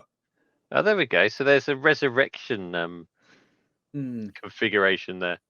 There you go, ladies and gentlemen. You want to meet occultists? Speak to Andy. He knows them. I've met them. I mean, they're all wankers, but... Yeah, so the Leviathan. Yeah, the House on Haunted Hill remake was a good film until you get to the end, and then the CG at the end is abysmal. I'll forgive bad CG for its age. I thought the no, it's just a cop-out ending. Even for its age, it's bad. I do think Jeremy, what's his name though, he managed to do, and I do not say this lightly. Who was it when the original House on Haunted Hill? Yeah, he does a really good riff on Vincent Price. Mm. He doesn't copy him, but he's just got just enough to Is it really Jeffrey go. Rush? Yeah. See, I don't get why they went for him. He wasn't there. Who wasn't that? Well, I think Vincent Price was dead at the time. No, I'm talking No, about no, the guy in the the- film. The brother. The brother had the dream. I'm not quite sure why. Well, no, the brother got called, and then the got with the chains, and then he was in. Oh. Yeah. Bring me back or bring my back. How many drunk spiders have written your notes? The Before I ending dip- is species last but the movie is Simon. I like. Yeah, I'll forgive. I'll forgive bad CGI because it's normally the best they can do.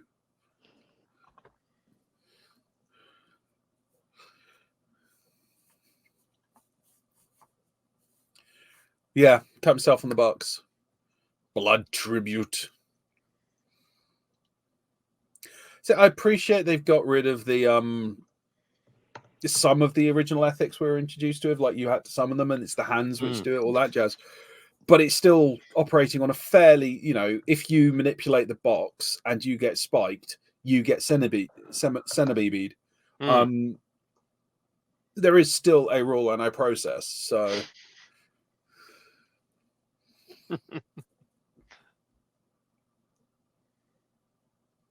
yes. Question. I mean, if you're just clumsy as fuck and manage to stub your toe on it, would that count? Yeah, so House on Haunted Hill was 99, so same time as The Matrix came out. Yeah, and you look back at some of the special effects in Matrix, and all of them hold up. No, not all of them, but plus it was a lot cheaper than The Matrix. Yeah.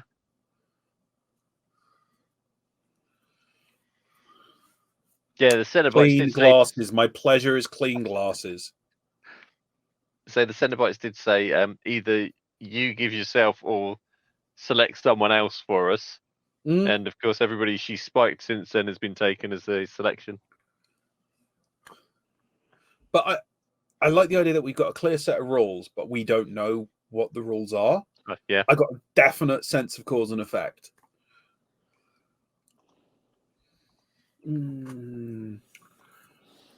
Oh yeah, no, I know they're very.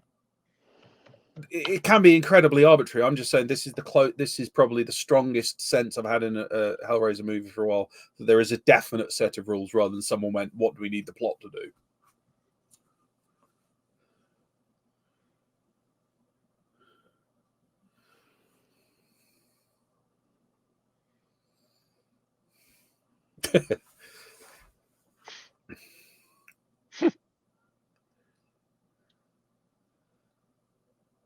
So this was made in 22, 6 years. Yeah, no, actually, it makes sense. It's not all running off an iPad.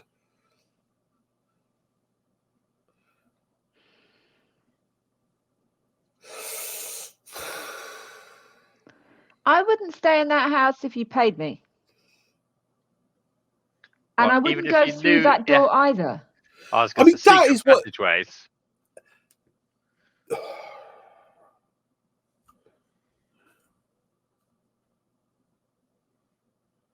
Okay.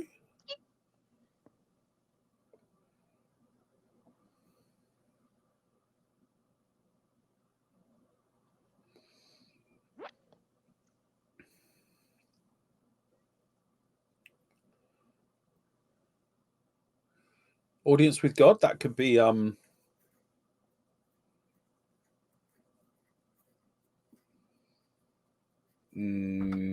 the hell.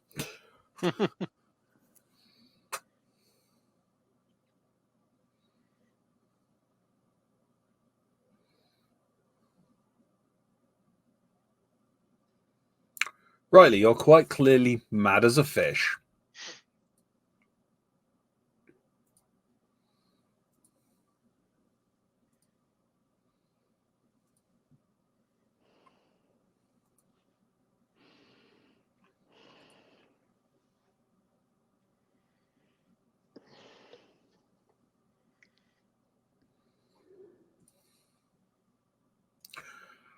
Rule number 1: never split the party. Ever, ever, ever, ever, ever. So you've missed the fact that there's a secret passage, and one of the people's got trapped in said secret passage, and they discovered that you can turn the box into a certain configuration and bring someone back from the dead. Potentially. Don't forget, he could be wrong. Oh, God, yeah. Doing a Scooby-Doo, yeah.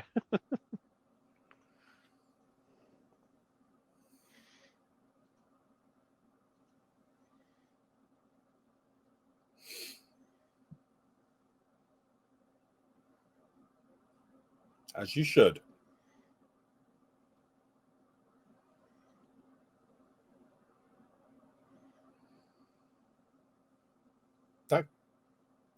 Did they just recycle the film script, the storyboard? I think so.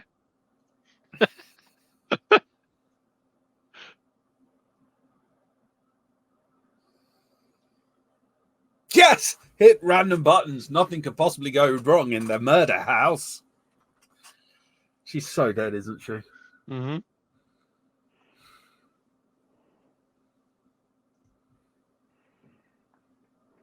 Oh, that's... Who's that?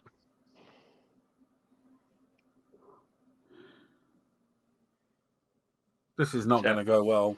No, I reckon that guy is still hanging around. So there's a Cenobite loose in the house? No, the what's Voight? The guy who actually owns the house. Ah.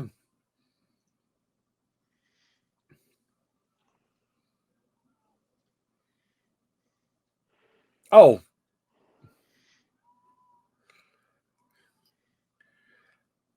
That can't be comfy. No.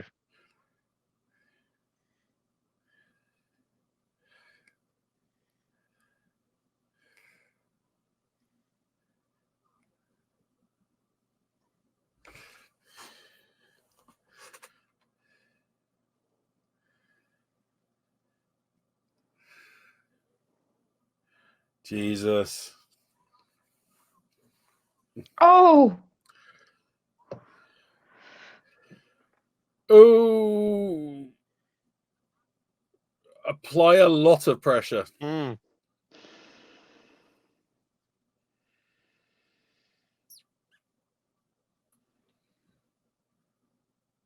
She's not out of it. She's in shock because she's just had a large thing shoved into her spine. So much for putting pressure on the wound. I know. Let's have her run around an awful lot. Mm. That'll lower her blood pressure. Like, classy. Yeah, I'm sure that's that Voight guy. yeah, I think you're probably right. But it Mm. took him a long time to get, See, more. this is where HD video fails Mm. when they're doing dark stuff, because it's like you have to piss about with it so much.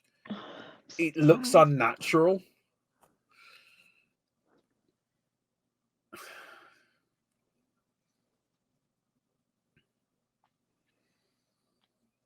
Is Riley not allowed to have like a traumatic experience? No. The expectation they're placing on her.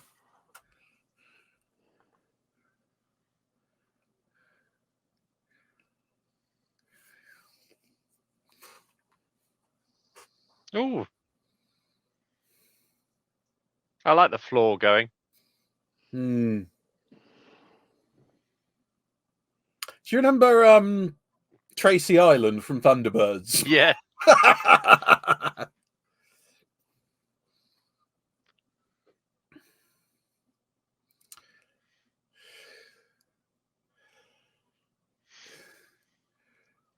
Oh, yeah.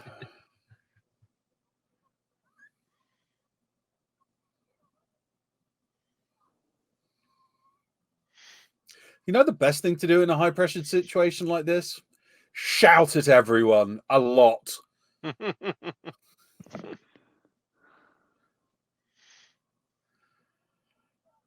Fuck me, Serbian potholes are something different. Yeah. Speed demon. Oh god.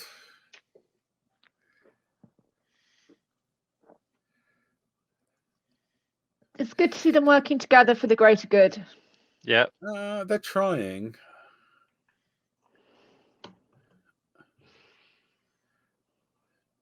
Ooh. Well, that's a Ooh. nice effect.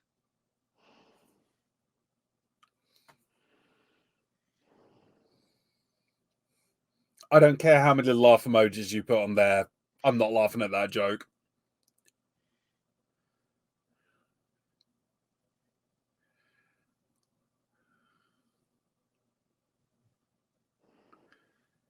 Ooh.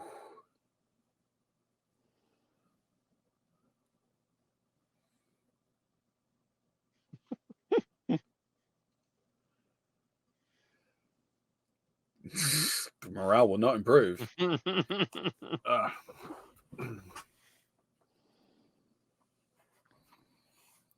Well,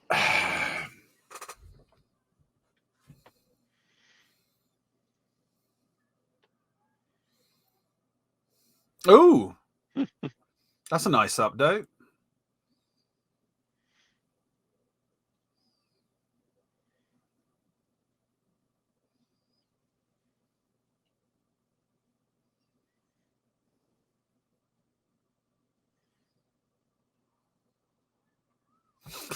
Ooh.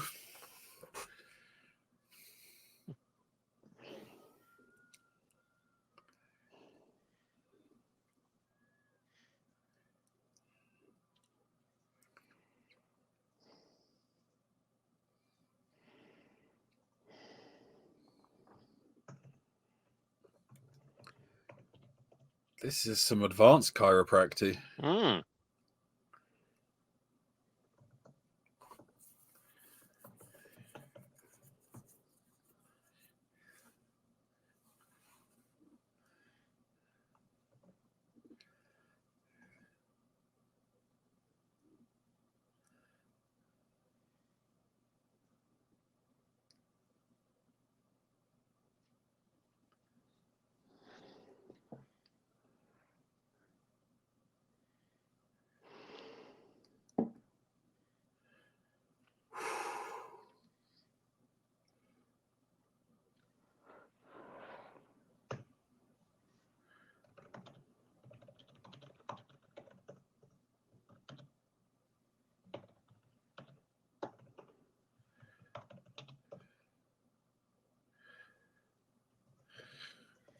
Proper sense of depth on those pins. Mm.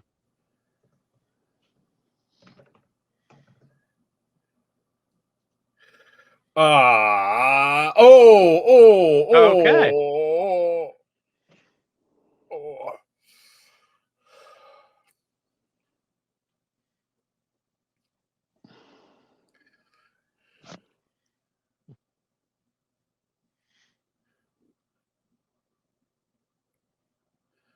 Ooh.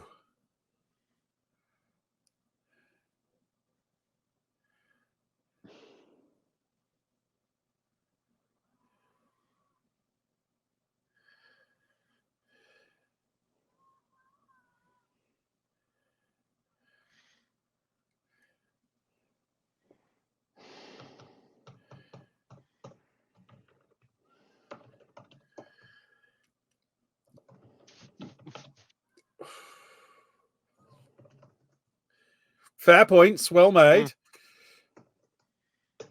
See, I'm getting the absolute I'm obviously getting the sadism in this. Mm. What I'm not getting is the masochism. No. That was a very nice scene. I wondered, was that a voice distorted or was it two voices layered over each other? I don't know. Couldn't tell you, which is nice. Yeah. It doesn't seem to have like a massively obvious effect. I get the feeling, girl, this is the point where you stop playing with the box. Yeah. Well, to be fair, that wasn't her fault, that one. No, I realize that, but she has been helping it along a little bit. Definitely getting the very otherworldly being sensation.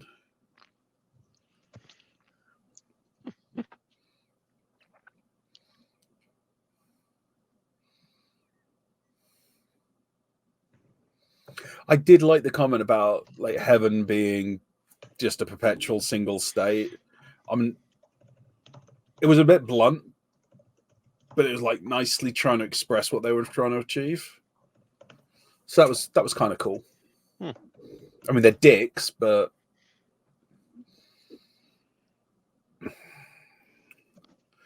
oh, he can hate it all he wants. It's called Pinhead.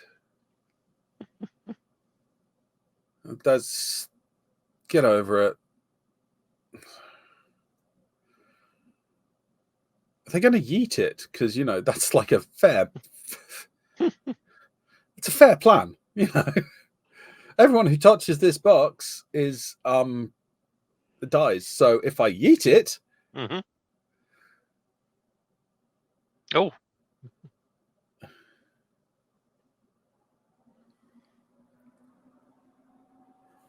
well, that's just victim blaming.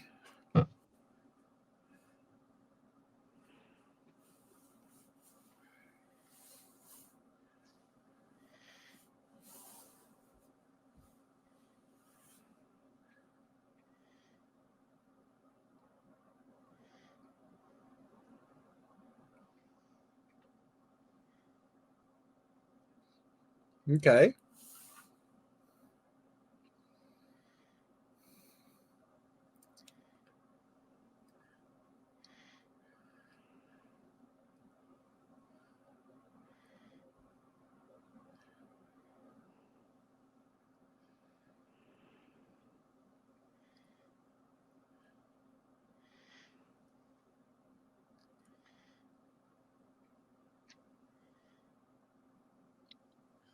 Probably not if his back's still missing. yeah.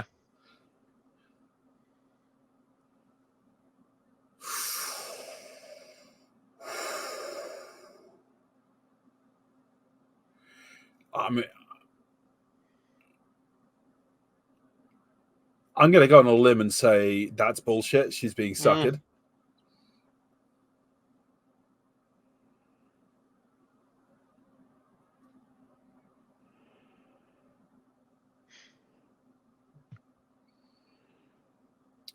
Oh dear.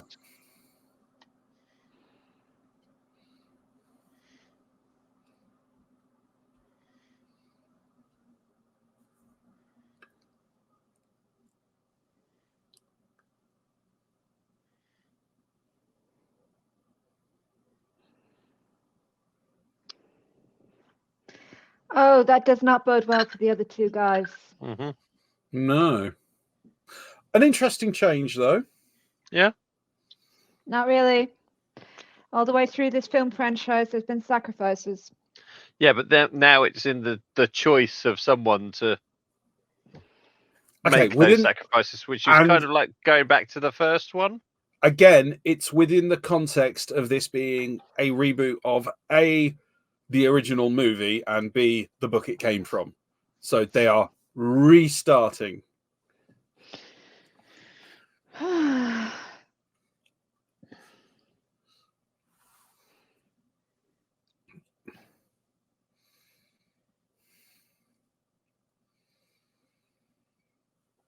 Oh, she's going to harm you loads. Mm-hmm. Wow.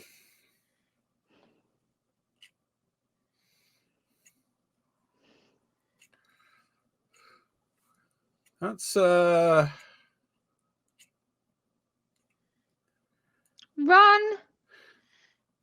sounds like they're playing the Macarinas.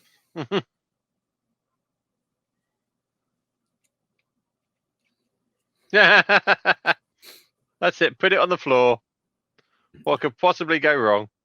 I love that he got mad enough to, who wrote a book about what? My question is to, Clive Barker about hating Pinhead. he did?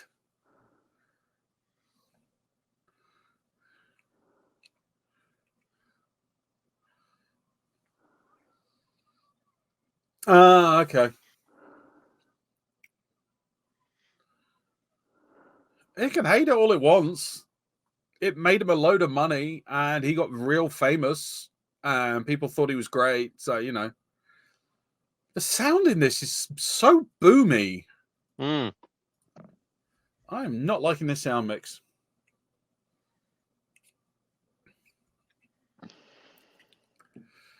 Nom, nom, nom, nom, nom, nom, nom. Mhm. Nom, nom, nom, nom, nom. Oh.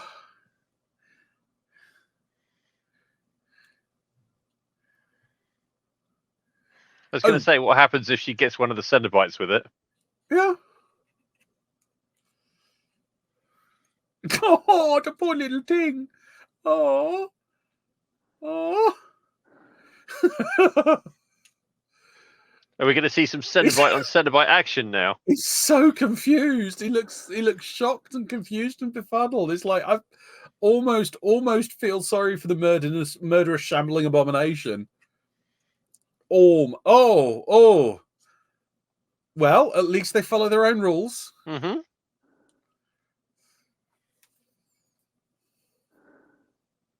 Oh.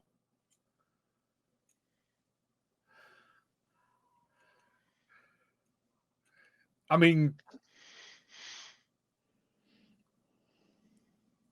they didn't cheat. They just.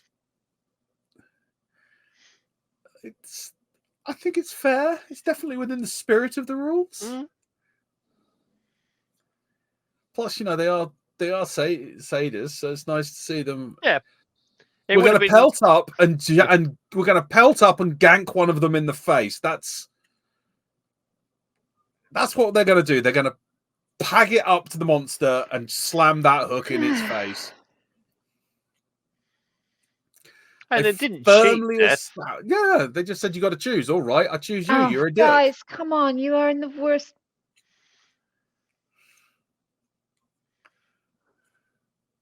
Away from you, because she's got the ability to kill you.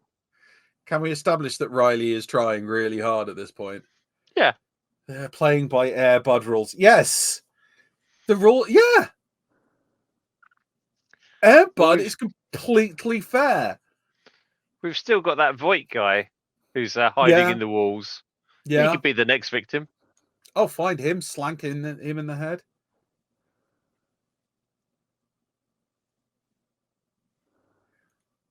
Do you know how many movies they've made in the Air Bud franchise, in the Air Bud universe? That is a ridiculously successful series. Take your shirt off. Now is not the time to not be able to walk around.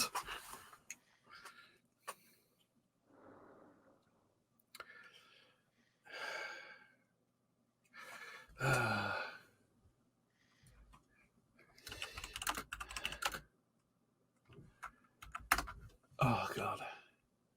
1, 2, 3, 4, 5, 6, 7, 8, 9, 10, 11, 12. 1, 2, 3, 4, 5, 6, 7, 8, 9, 10, 11, 12, 13, 14. What are you doing? So, Paul, 14 movies in the Air Bud franchise. What is the Air Bud franchise? Air Bud is a movie about a basketball team that go, hey, there's no rule that says you can't have a dog play basketball. Oh, God. And then they win. And there's 14 films.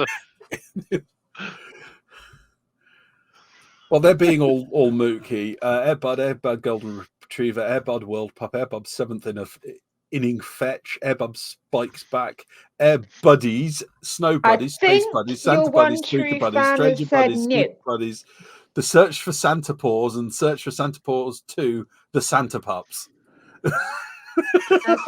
Scarlet Tiger Chili, I'm 100% with you. Yeah. Well, hey, we never said you were going to be in the next series. You're only in this one because you're determined to prove that Event Horizon is part of the Hellraiser I've already accepted the fact no matter what I say, you will be against it. So that's fine. Yeah, on the grounds that we can't have a debate unless there's someone going no. Yeah.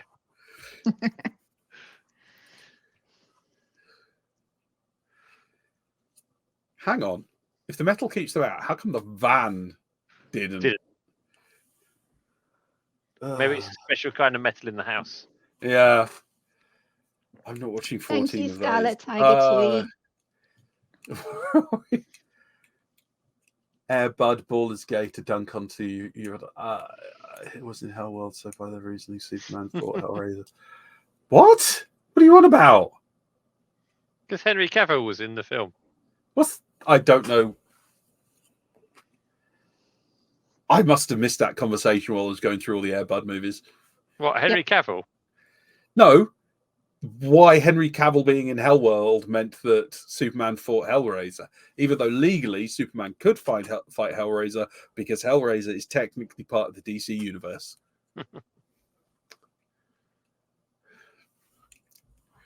Here we go. Tick, tick, tick. Yes, Henry Cavill was in Hellraiser Hellworld.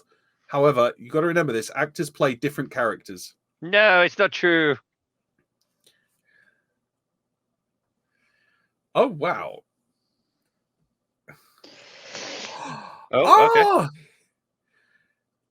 okay. Okay, so number one, he's a dick. Number two, he's a clockwork man. Yeah.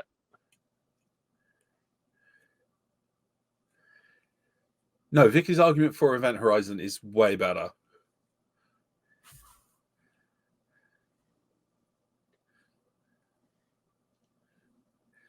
Boyfriend's douche.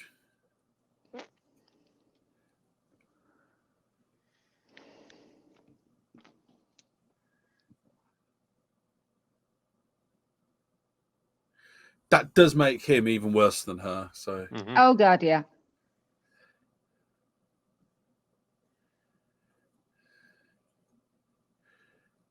So are they like if they're like not able to pass him because of the metal? Does that mean they're fairies? Maybe.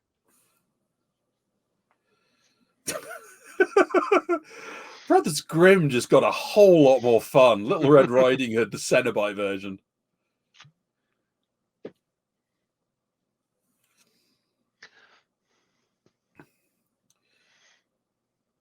I mean, this is why you don't go to backstreet DIY artificial heart merchants. I mean, you should have gone on Booper, mate. You got the money. That's an idea. So we got the design of the mansion, which we said sort of is similar to the box. So what if the mansion is the box, or is a box?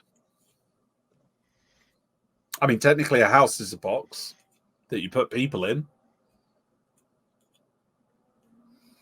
We're going to have arguments about the meaning of form. I'm just saying, that's the idea. Is that if it is a box and the box opens to let them out, then the box could close to stop them from coming in. It must be so fun doing a puzzle that A, your life depends on, and B, could spike you in the face any second. No pressure, none. We're all boxes of meat. What do you think about that? Yeah, we are.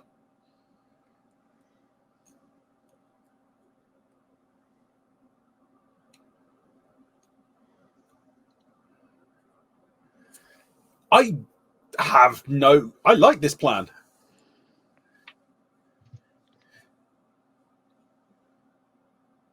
It's a good plan. It's a solid plan.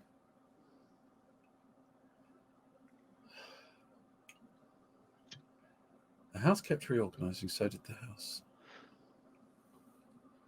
The house kept reorganizing, so did the house. Is the house the box, not the box? I think because the house kept reorganizing like the box keeps reorganizing. No, is kind of. Yeah. Is the house the box, but the box itself isn't actually a box? Well, the box isn't a box because it keeps on it's only been a box in one of the forms. What if the box isn't? I feel so bad for her right now. Yeah, what we're focused on. So what if the box is like a remote control that's configuring the house?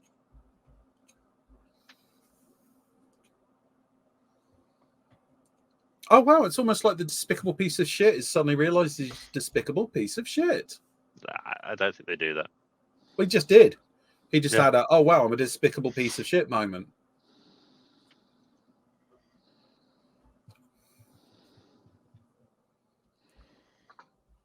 Yeah, the house is closely linked with the box.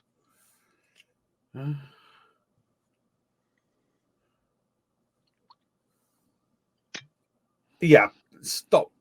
Okay. Well, the person who's seen the film, stop telling us what's coming. Please.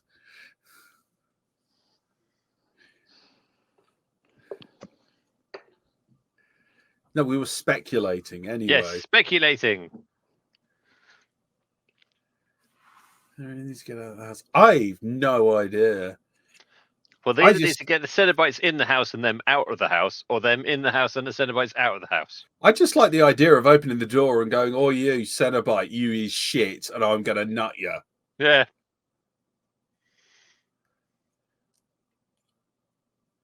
Hello. She looks like she's about to present the most wicked episode of the Great British Bake Off. I think they're handling the nudity quite well. Dude, stay there. Or watch your back. Yeah.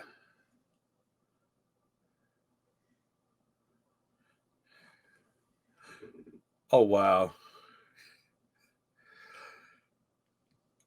That's Cenobite for we're not falling for this.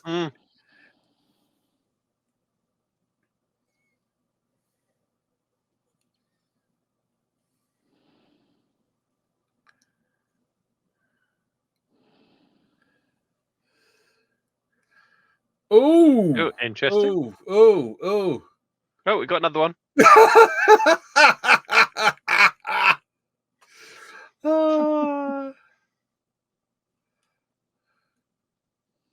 Okay, dude, this isn't working. Seriously? So we're going. He should not be there. No, I'm giving him props. She tried. It didn't work. She's determined to make it work. They haven't got a better plan. He's pulling her back. Yeah. That is fair play.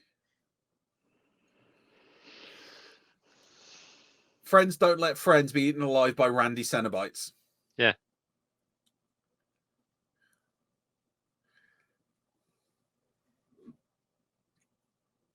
Oh, no, the plan has worked. Oh. Okay.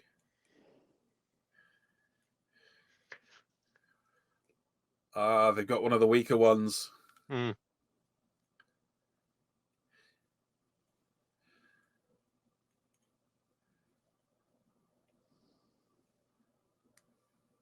Okay. Yeah. As far as Cenobites go, this one is not particularly impressive. Now all they've got to do is just pag them in the face. Go on. Yeah. Get in. Get in. This Cenobite's got to do something. Yeah, there's going to be something happens. Yeah. What makes you say that other than we got half an hour to go? Oh!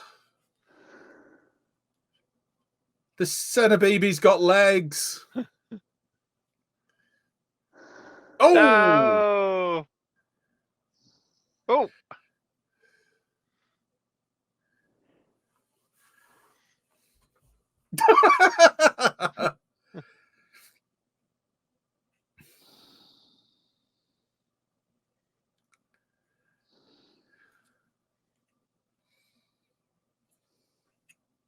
Oh, here we go. Oh, it's her brother?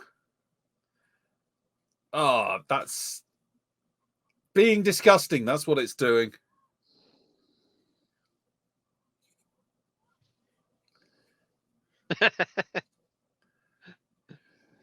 Reading the third, he turned around to get the other side brushed.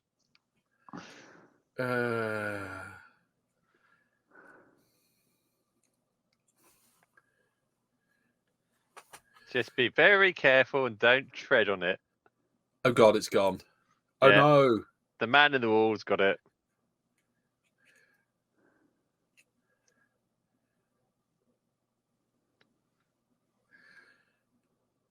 I mean, obviously he didn't nick it. There we go. Oh. There it is.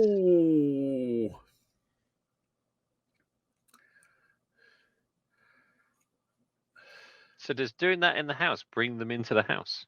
Well, I don't know because it didn't have all the meshing around it the last time that happened. No one wants the Cenobites to come. Not even the Cenobites do. They're into edging.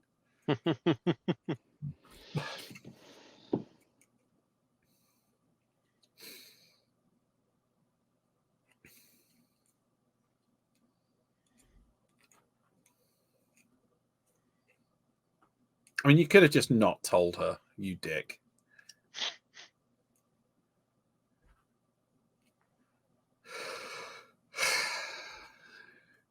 Yeah.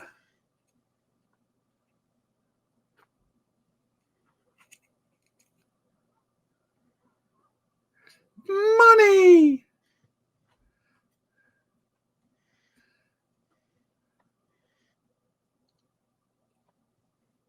I called it. Mm-hmm. Shit loads of money. We'll get so many things done.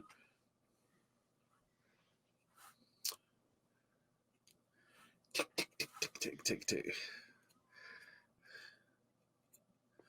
I like that we have no idea what the hell that thing in him is. Well, the daddy loved the mummy, and the mummy was a calculator.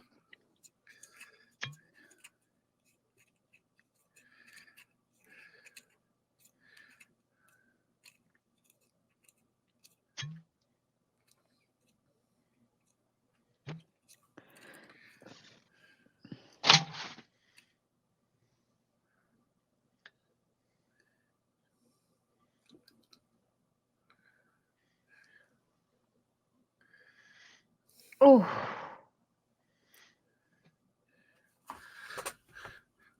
Should have read the terms and conditions then, dickless.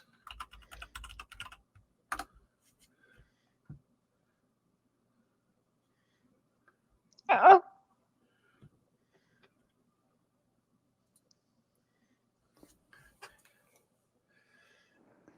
See, I told you they were into edging. Mm-hmm.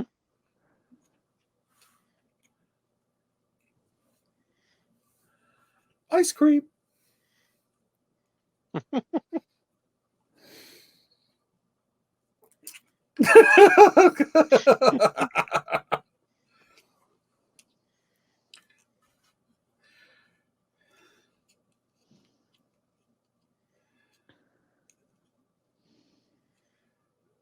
So you knew it was a blag, and you decided that you'd just But this time it'll be different.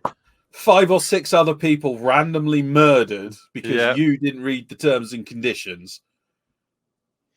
Because Wow, this time it's going to be different. Truly, you are.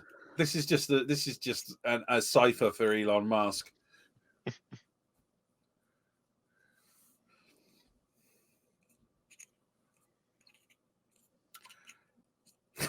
Oh yeah, letting him in. That's gonna be such a good plan. I really think.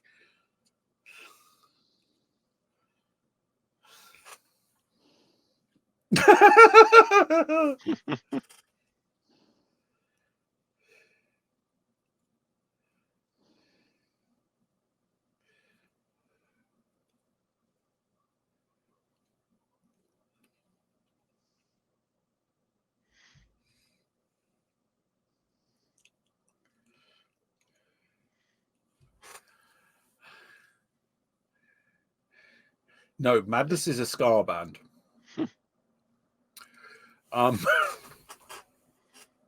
Sorry.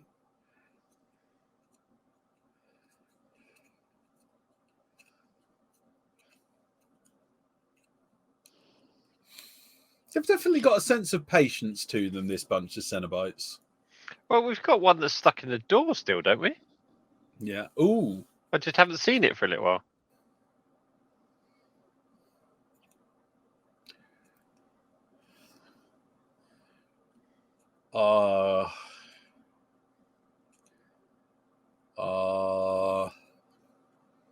Someone enjoyed that sequence.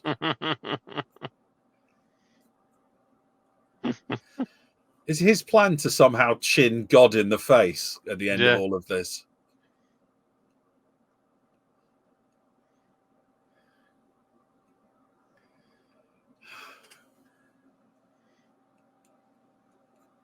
Oh, we are definitely having a 2-hour-long movie.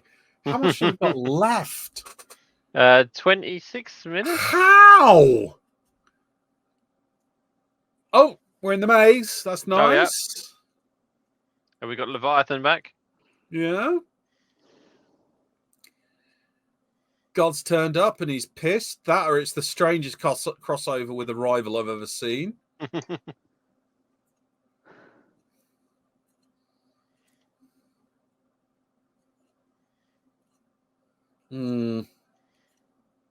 Oh, yeah. Yeah, this one is over 2 hours long. We said at the start, it's the longest we're going to be watching.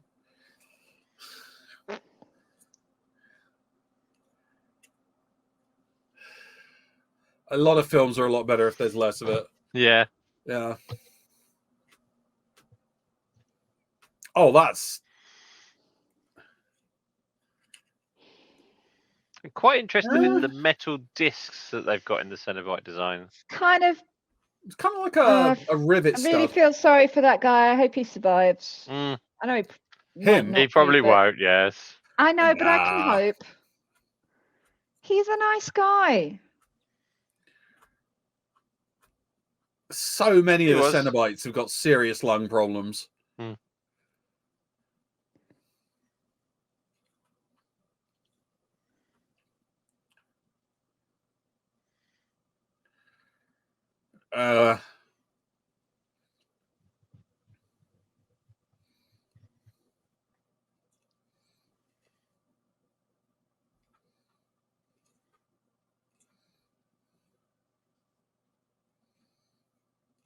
Oh, trapped. Herpy, derpy, burpy, flurpy. What is he up to? Stay Puft Marshmallow Man.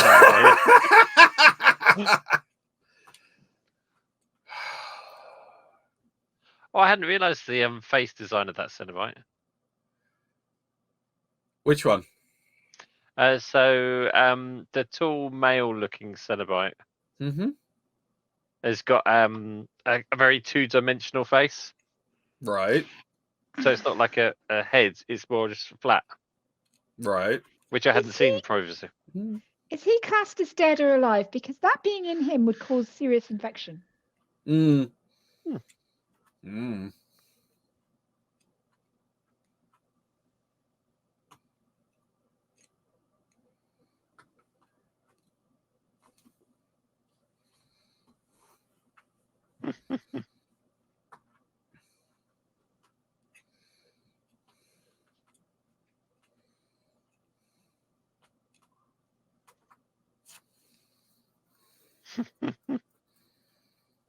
Could he?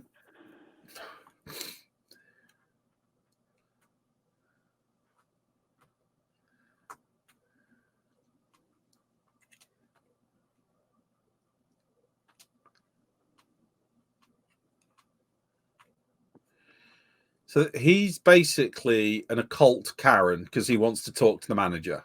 Yep.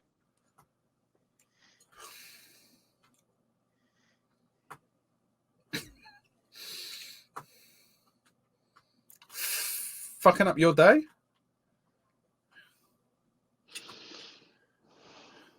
Yeah, unfortunately, she's just killed her mate. Has she? Well, Colin was protected by the gate. There we go. How ironic.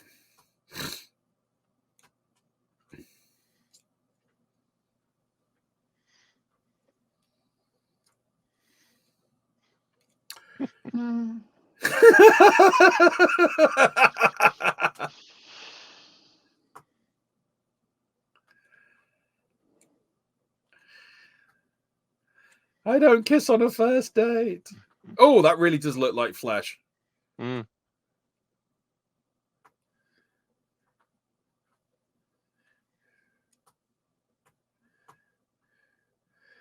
Oh, this is gonna... Oh,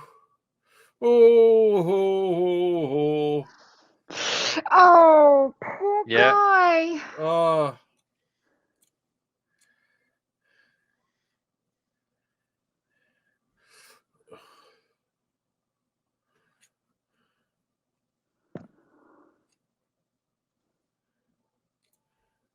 Oh, this is all a bit mean. Yeah, the wire is actually worse than chains.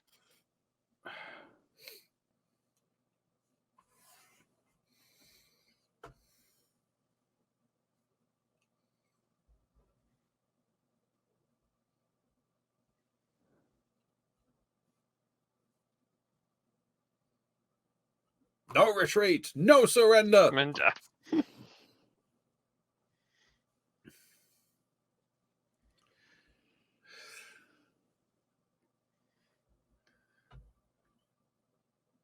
Chosen.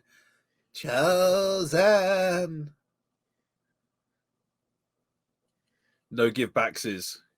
although it returns, yeah, but only for store credit.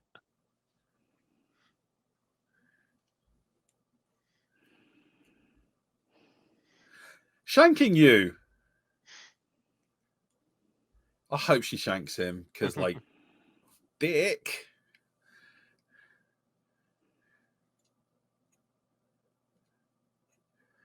Yeah. Yeah. And she does have dickish boyfriend who betrayed her. Hey, that looks a bit like a knife. You just said that to a Cenobite, you fucking idiot. Anything is better than this. No, it's Cenobite. They're just going to come up with something.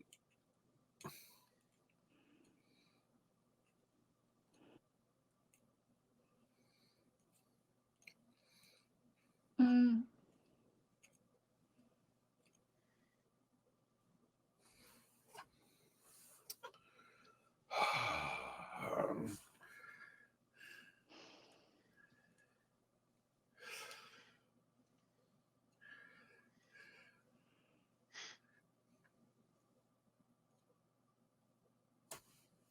Okay.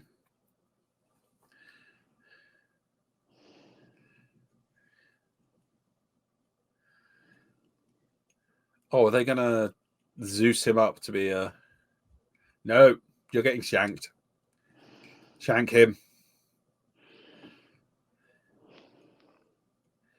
Shank him.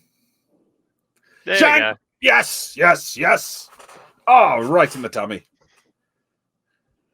I'm sorry, I don't feel sorry for him at all. No, Oh. I mean, he's going to Colin be in lives. therapy for the rest of his life, and that's going to financially cripple him.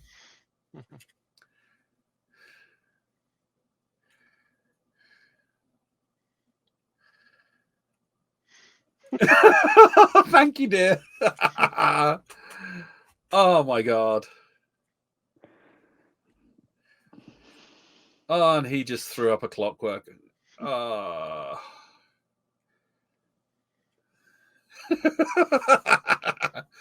Mate, you seem to be missing most of your stuff. Oh, no, it's all growing back. Come back. That's nice of them. And now we're filling it with bees. Oh.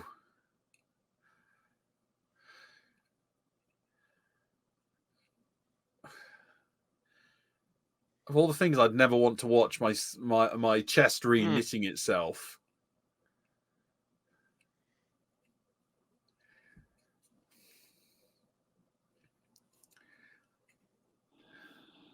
Drop it on his head.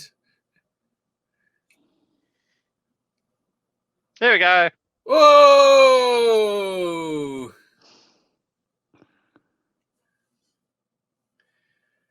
Oh, God, are they resin him up as a Super Seno?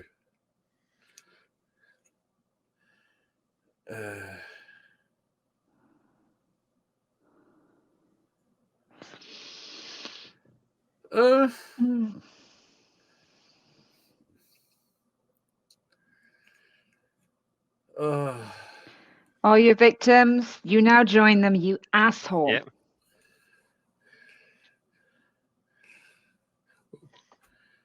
Oh, this is where all the budget went. I mean, they're properly going to town on these guys. Oh. Again, they got, like, everyone seems to have a motif. All the Cenobites seem to have, like,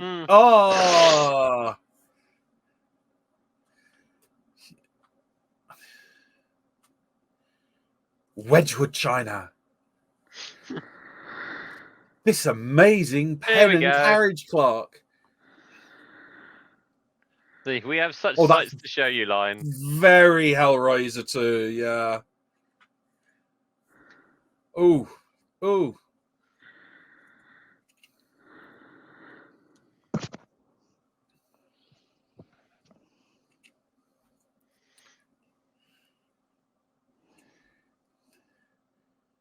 Well, strangest version of ET I've ever seen.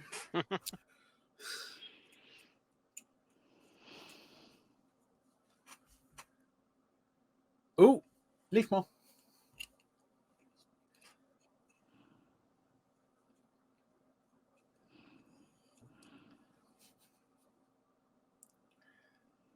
Those two are going to have some seriously weird conversation in 10 years' time.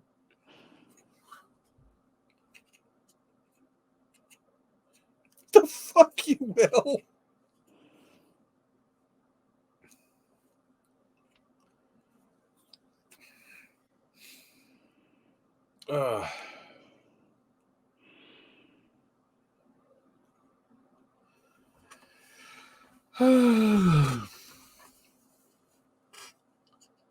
Oh, God. Every single one of them starts with L. Yep. Leave me alone.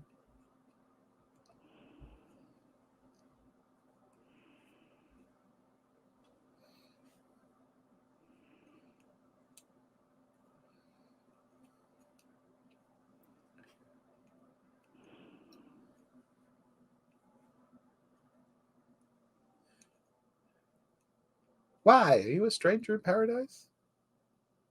No, you haven't got a back and you're dead.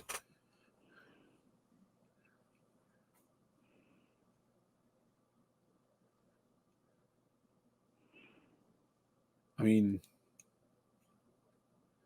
definitely ask terms and conditions. Read the small print.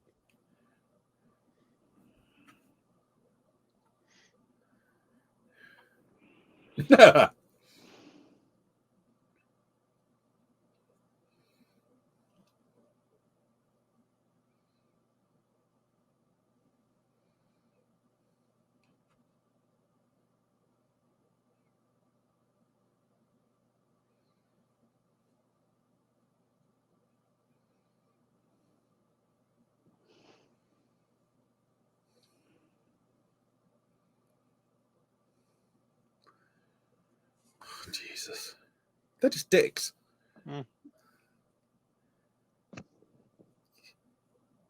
Yes.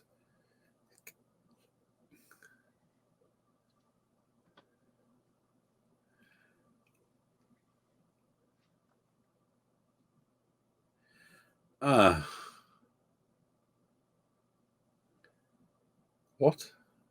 Oh, okay.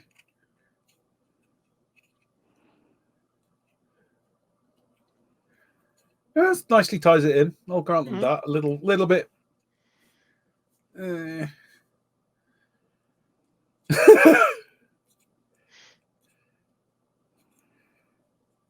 Okay.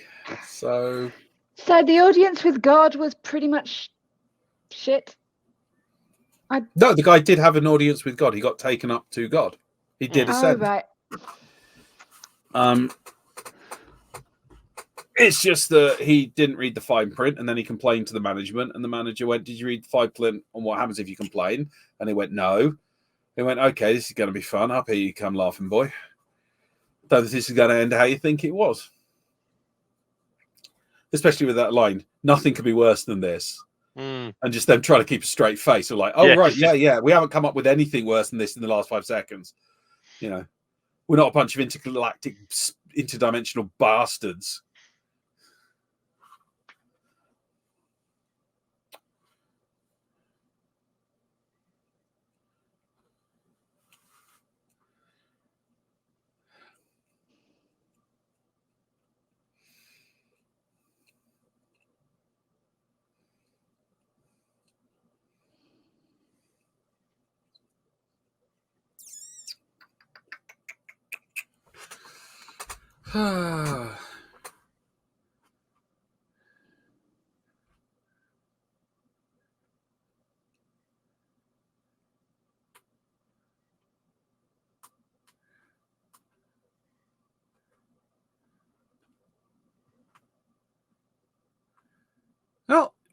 He's still got his dick. That's the important thing.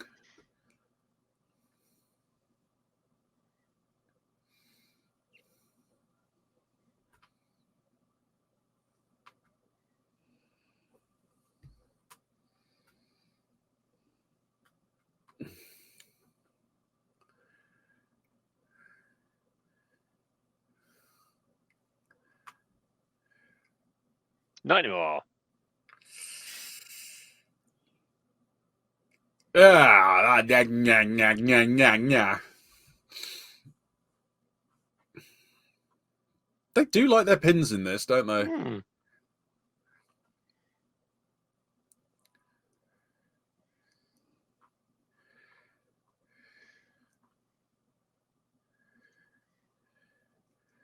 Yes. Yes, Mhm. this is definitely very ooh.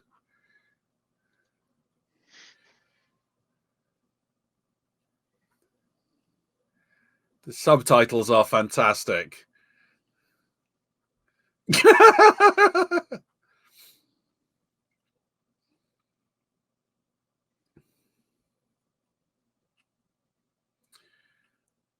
So he got turned into a Cenobite. I think so.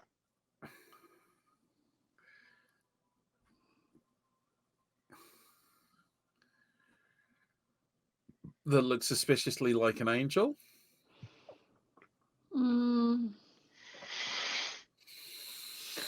Okay. Okay. Well, she definitely made the right choice because the other option was just like a bit shitty. Bad or bad. Well, there we go, children. There we go. So, Vicky, Are you starting the What- interrogation? yeah, I'll start. What do you think of the new look Cenobites? I thought they looked actually pretty reasonable. They actually put Mm. some effort in and they had some personality. I was quite impressed. Yeah, definitely thought that they'd put a bit more effort into these ones. I Go on. agree. I'm gonna agree with what you're saying. As I said earlier, they had the option of trying to modernize the leather look or going a different direction, and they went the different direction, which I think is the bold choice. I also agree with Tiger Chili of the "I'm exhausted" because Yeah. I like that. I can't remember the last Hellraiser. I think it was probably 2. Was the last one where we got to the end, and I was just like, "Holy shit! I have just properly watched the thing." I won't tonight. I need to go to bed soon. I'm tired. I mean, it's a 2-hour-long film, and I definitely Yeah. think it didn't need to be.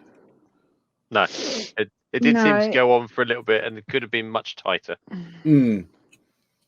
Definitely needs to be tight. Yeah. So, what do we think of it as a standalone film?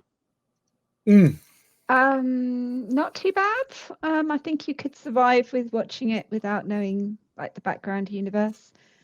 But again, it's kind of gone from it's taken another different turn from the mythos. The mythos, as I say, is just a generalized understanding now. I mean, screw any one of the people that they get actually getting any kind of pleasure from what they're doing, because none of them ever do. The last time you ever saw any of them got any pleasure from it, I think, was when that kid from the really bad one got nails put in his head. But then you don't know if that was because he had just given up fighting. As I said, there was definitely a lot of sadism. There was no masochism in this one. Even the guy who was supposed to be the whole, oh, I'm looking for the most extreme experience side of it. Yeah, he was didn't happy. like it. No, he was. He wanted his money back. Yeah, I think he was going to get it. Yeah, somehow. I would argue that it wouldn't get made as a standalone film. So I think its strength. I think it was definitely cruising on. It definitely wouldn't get the money behind it if it wasn't Hellraiser. Yeah, that was not a strong really. movie. Yeah, that needed to be part of Hellraiser to get made. Mm. Right, so we've already talked a little bit about it. Do you think it adds to the Hellraiser franchise in a good way? I don't know. In all honesty, I can see that they were wanting to try and go in a kind of a new direction, but they were almost trying to start their own mythos, and they were like, oh, you've got many different L configurations. Seemed reasonable, and they kind of brought Leviathan back from the second one, which I actually kind of liked, because I wish they'd expanded on that just a little bit, but they never kind of did.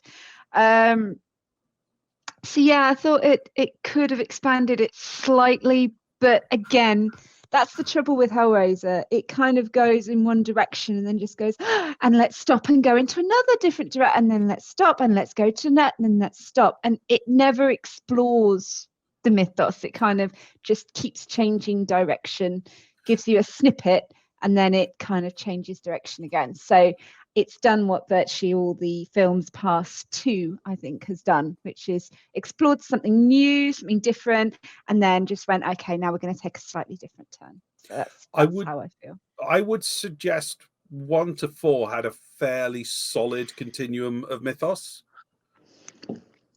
And this was but I would say that this seems to be a mythos to me that's got more legs to it, because you've got beyond, you've got a lot more laid out at the start. If they are to do another one, I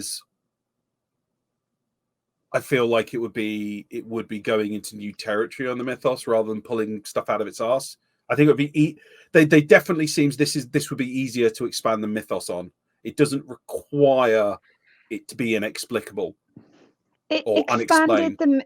It expanded the mythos of the architectural building becoming part of the configurations, and more into engineering than, because that started, I think, on Hell on Earth, kind of came with the building, and then you had the next one, which was like the entire building, and then a space station kind of being configured once again into that kind of configuration. So it has built on that mythos with the house, but I think the house kind of blocking it, whereas, as you've mentioned, 13 Ghosts to have the prayers, I think it was the runes or spells written on it.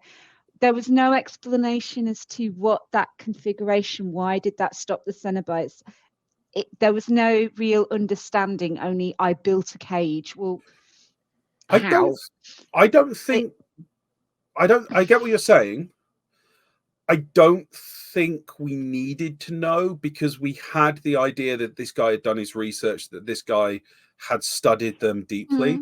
So I was willing to take that. I also think, because we had them doing that frankly fantastic prank of pulling the victim out of the moving vehicle and dragging them into it went from this idea of the Cenobites being incredibly ethereal and able to just teleport anywhere to like suddenly having this thing they can't move in and out of. I thought that was a very nice little contrast. Yeah. So that I did. If I said it was set, it was played for, in that they had a power definitely taken away from them, and we had a very good idea that this guy knew what he was doing. I think if they'd put too much into it, it would have given away the twist. Not that it was necessarily a great twist, but I think that was fair. I thought it's gone again to the whole, the caller of the box isn't the one who gets necessarily taken by the box. But again, that's completely changed. It's a new start, so they don't have to have that any longer. It's not an unusual concept for the films, because the films have had many examples of whoever controls the box kind of brings sacrifices to the box, and like the Cenobites just go, hey, I'm here, let's party, and then they just tend to eat or kill, maim, torture, whatever, anyone who kind of comes in their path. So I'm saying the original concept of the first and possibly second Hellraiser just changes totally. They break their own rules. So agreed. Okay. Do I have to judge it now?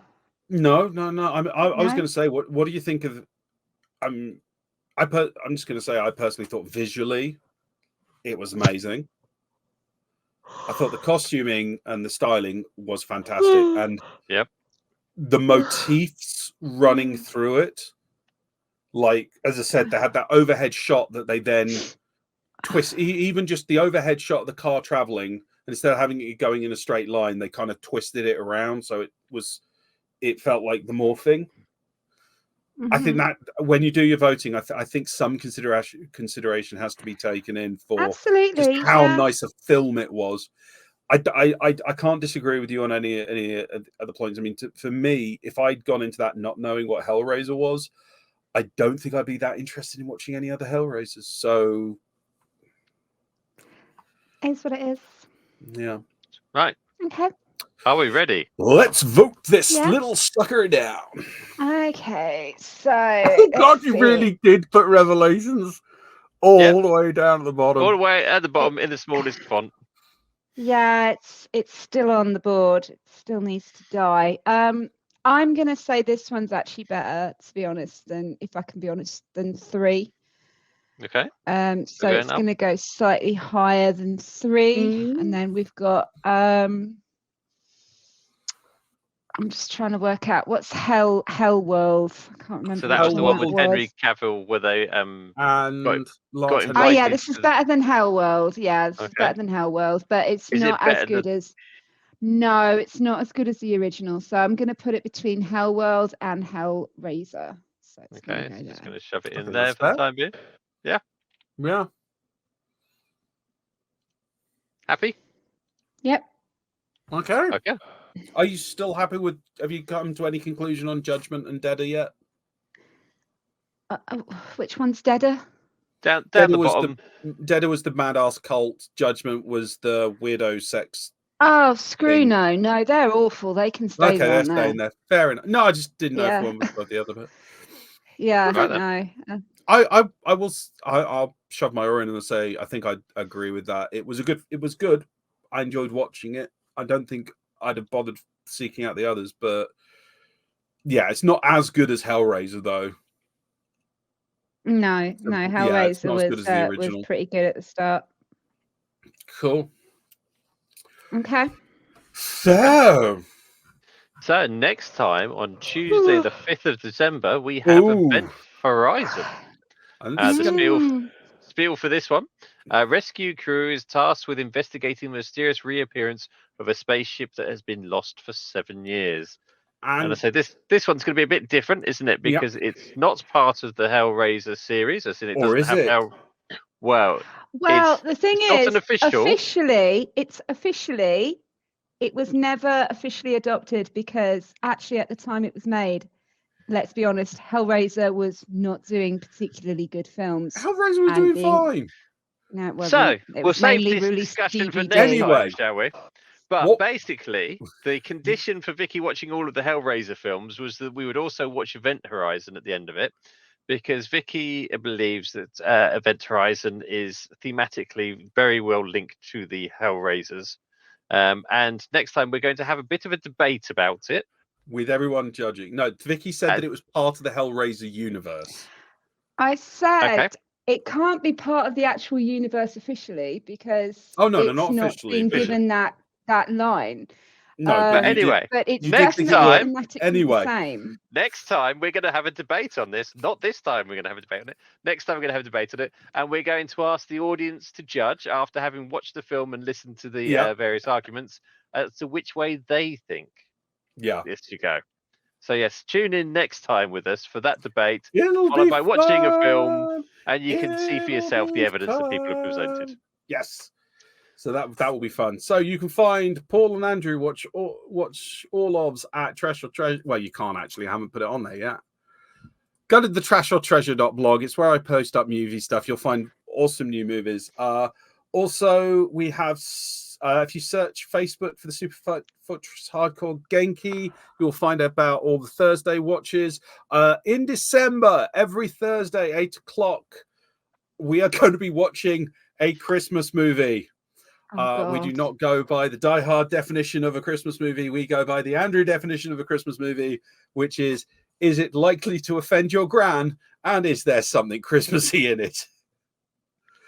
Join us. Yes, previously we did Elves, which was about the Nazi origin of Santa's Little Helpers. We did Santa Conquers the Martians. We've done Santa Meets the Easter Bunny, which was a trip. Did Santa Sleigh. We also did Silent Night, because that's a Christmas movie that started the slasher genre.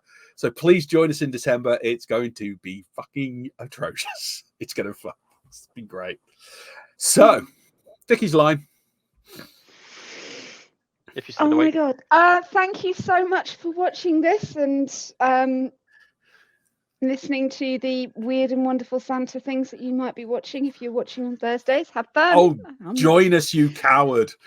I am very much a coward, and I'm Yes, quite we happy to be a noticed. coward. So thank you very much for watching, Paul, Andrew, and Vicky. Watch all of Hellraiser. I hope you have a really good time. Okay, Thank until you. next time, when it will be a 90-something minute movie. We promise. Yes, we promise. Goodbye. Bye. See you later. Bye.